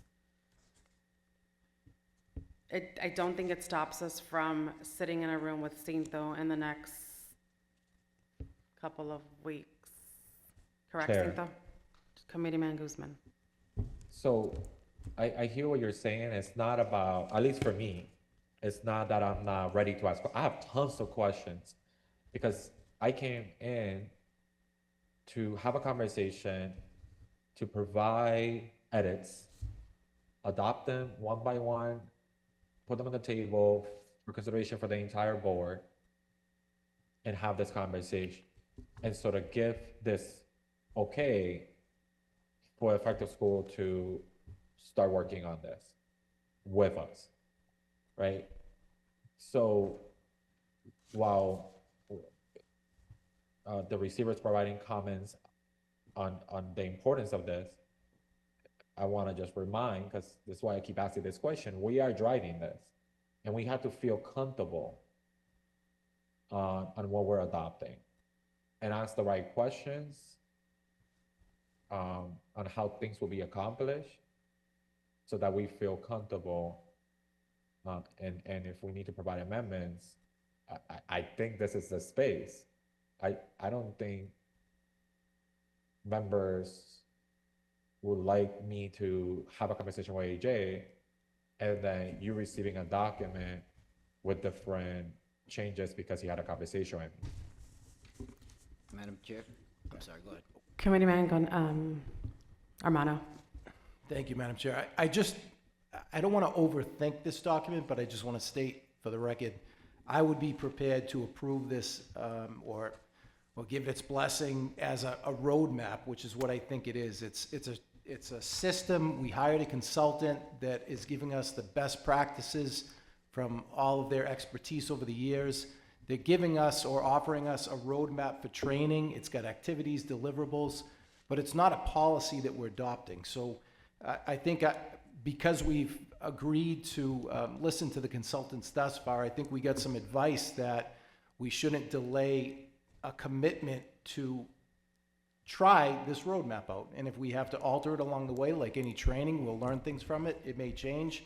But I'm not too afraid to approve this because I just don't believe it's a roadmap. It's not a policy. So in my opinion, I think we should move forward, commit to something, and then change it as we need to along the way.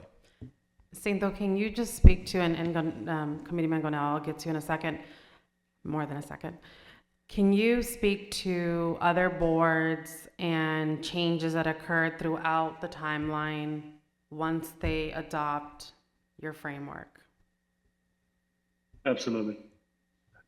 It is pretty common for a board to get distracted and veer off of their timeline. The timeline, though, creates a document that puts you on a path of self-accountability as a team. And so the conversations to come, it's if the team gets distracted, you have something to come back to say we have a good idea of where we want to go, and we're going to acknowledge in the mindset of I am the Genesis, that there's some lessons learned, and we're going to look to minimize those wrongs moving forward. So it's pretty common for boards to not stick to the timeline 100% because it's part of the growth.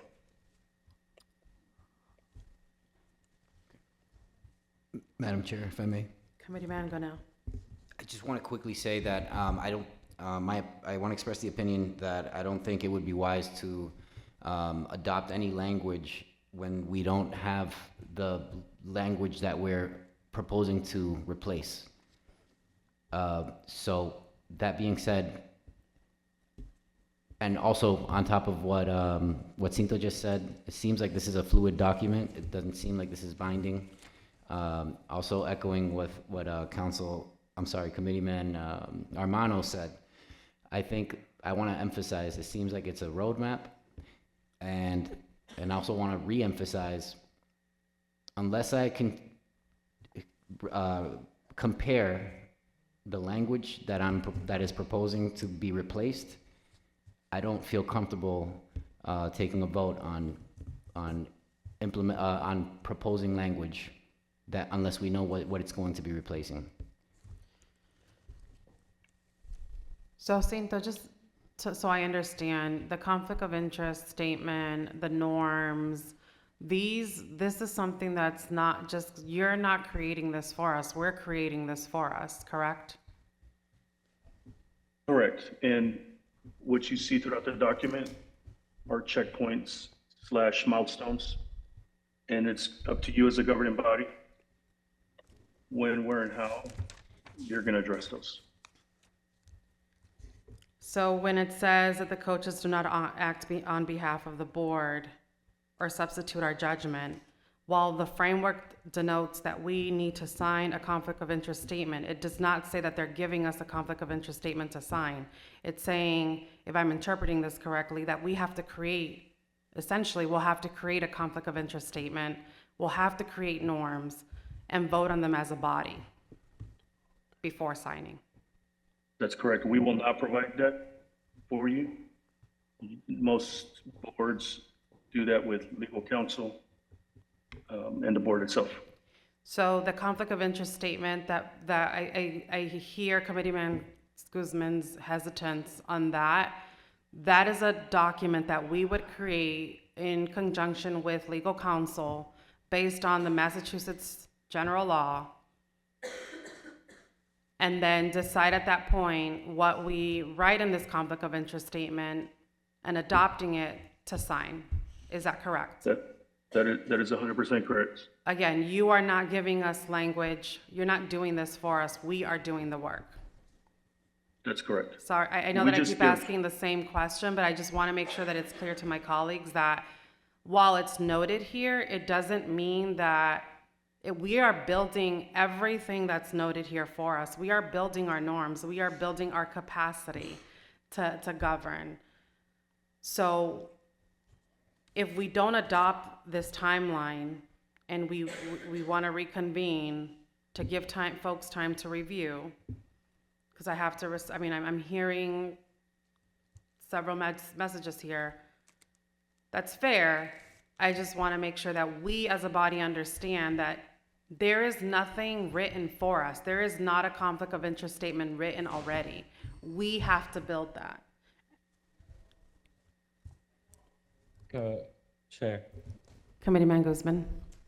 I would like to amend, a motion to amend and remove the words "and fully recuse themselves from matters involving campaign contribution or appointers." Can you take us to the page you're looking at? That's on online resources. I think that's page 3. Right in the bottom, it's like before, this is online resources on April 2026.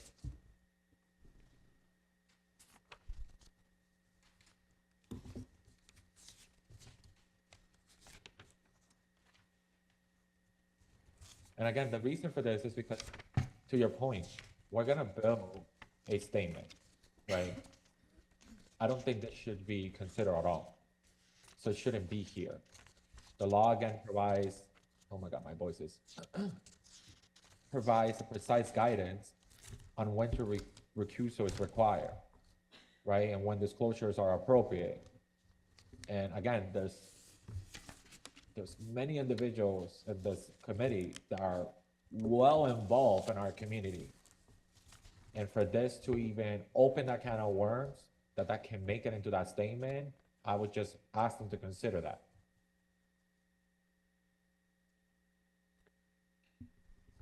Chair, So I do that in still a don't see formal amendment motion. Receiver, the receiver just made a comment, and I agree. I look at page 3, and I don't see what you're referring to. Then what document do I have? I'm looking at the Lawrence Public Schools School Committee Implementation Timeline. So page 1, it's overview. Does Page- it also, sorry, Vice Chair, does it also say modified to include EA's deliverables? It's on statute indicators, April 2026, right? When you look at activities and you go down, it says align resources. Cinto, are you following? Yeah, I think committee member Guzman has the original version and not the one that we adjusted Right. So, with the receiver's info. in the documentation that was sent out to the body, is this document included, Secretary? Yes, and it's in the share folder as well. So Kate, what day was that email sent out? I would have to Oh, verify. I see. Okay. I see what you're saying. There's a revised version on the folder, in the folder. I won't motion to table this. Because I clearly was looking at the wrong document. Second. Secretary, please call the roll. Jessica Ramirez, No. Jonathan Guzman, Yes. Quinn Gonell, Abstain. Donna Bertolino,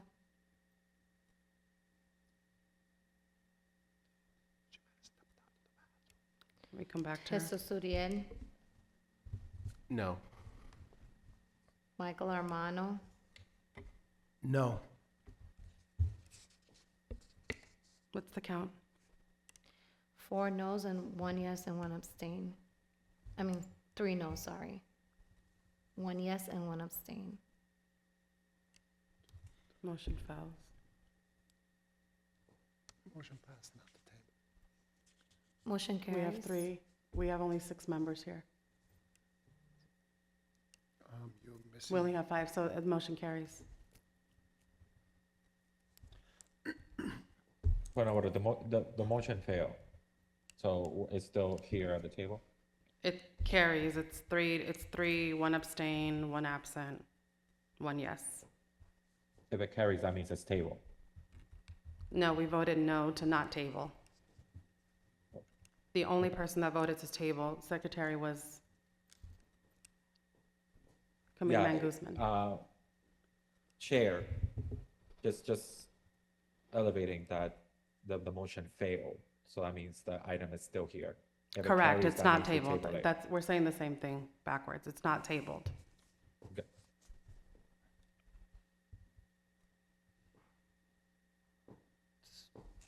Madam Chair, Committeeman Gonell.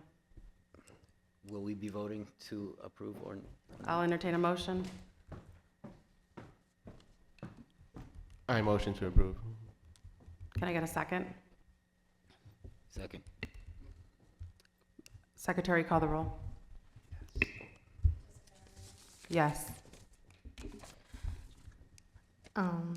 Jonathan Guzman,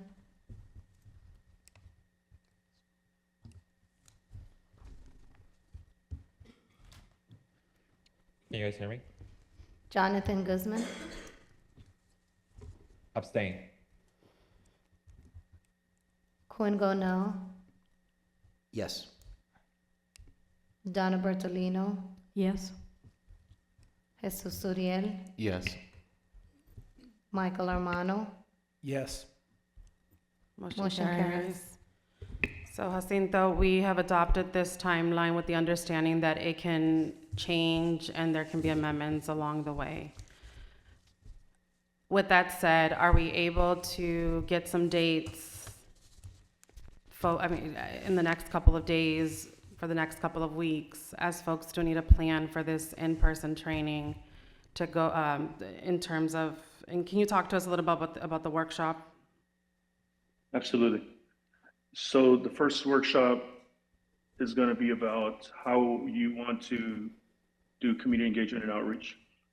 The other part is going to be to start showing you as a board how to codify your board meetings, of like how much time you're spending on student outcomes, on what students know and are able to do. And we're also going to look to put data in front of you, of your school system. And we're going to be working with your superintendent to get you the data, but also root cause analysis in order for you to begin to begin your goal development as a team. A lot to cover, but I will be more than happy to send you several dates to see what works for the team. Thank you. Moving on. Thank you, Cinto, for your time. We look forward to hearing from you. Madam Chair, I'm Igualmente. Committeeman Armano. just, I had mentioned this before, but would it be possible, maybe through the superintendent or the office, to send around a document where we could write our availability if the committee feels that would be appropriate? Maybe whatever we think, 5, 10, 15 dates that were possible available to commit to a training and fill it in as needed? So I believe last time Effective Schools provided a series of dates, or they asked us for a series of dates, and we did respond with that information. And this could be something different. This could be for budget training or Okay. special ed, that type of thing as So well. I can work with, there's definitely Google Forms that we can create to assign dates that work for the team, so we can definitely coordinate something so that it's more streamlined versus email. Okay. So moving on, just school committee meeting schedule for June. We are scheduled to meet June, I believe it's the 3rd. June 3rd at 6:30. Does that work for all?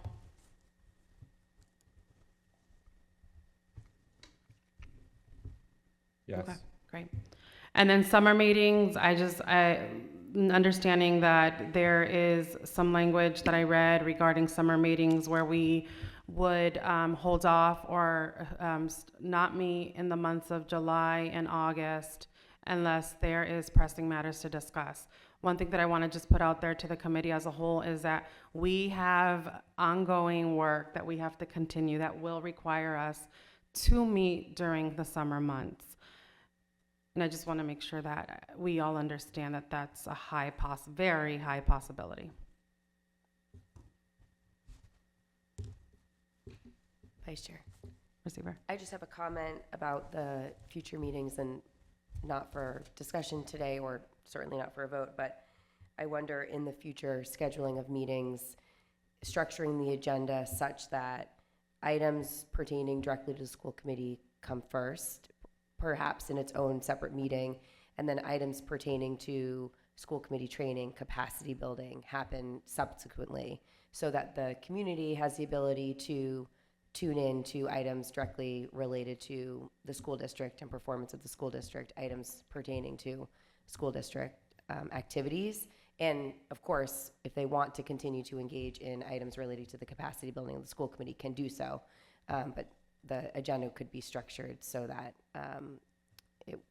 it follows a pattern of school department items and then items pertaining to school committee governance. Just a comment. Thank you for the recommendation. At this point, I'll entertain a motion to adjourn. A motion to adjourn with discussion. Can I get a second? I second. Discussion? I just want to be clear and put this on the record that the document that we just adopted for the implementation plan, we received an email from Sisto Ramos on April 4/13, where it has this document that I have. And the document that we received, that you have in front of you with the update, I only see it on the folder that was shared with us on Tuesday. So I'm really surprised, unless somebody from the administration can reshare or Sisto send me that email, and where the document that we have right now in this folder that is updated has been shared with us through email communications on a week in advance. Because what I'm seeing right now is that we just adopted something that it looks like people were able to equip themselves to review in just a few hours. Thank you, Madam Chair, for allowing me the discussion. Yeah, so we can definitely get that point of clarification with the secretary. I believe these all documents were sent out. Do you know what day were sent out? I don't have my email on my phone. That was sent out yesterday. I sent out the documents as I received them. Okay. So I would have to confirm that. It was received, but as soon as I received them, I put it in the share folder and sent it out to you guys. Okay, and then Cinto, if you're still on the line, my understanding was the only thing that was revised was the dates. It was the dates because we originally had April, and we are acknowledging the way we're moving. We needed to adjust it in June, and then also adding Receiver Wu's information to the document. We're trying to help streamline. But you're correct. We adjusted with dates that we were already behind. We didn't start in April, and Receiver. I think they're telling us to go home, technology is telling us to go home, but just so that, it was really hard for me to understand what you said, but if I understood, you changed the dates and then you incorporated at the top or somewhere in the document where I don't have the other document that was sent, the DESI time, the DESI capacity building framework. Madam Chair, I would say that they're really different, because I just Okay. reviewed a few things of this, and That's, some of these indicators are really different. But yeah, thank you. okay. Thank you for the feedback. I will take a look at this when I have the other documents before me. And just the last point I'll make is, as Committeeman Armando mentioned, it's a roadmap.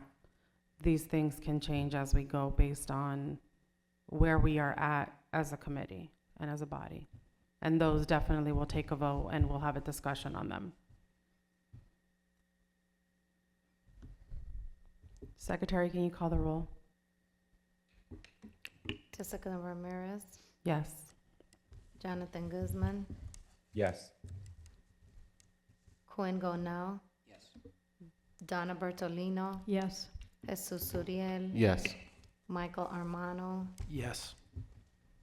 Meeting is adjourned. Have a great night, everyone.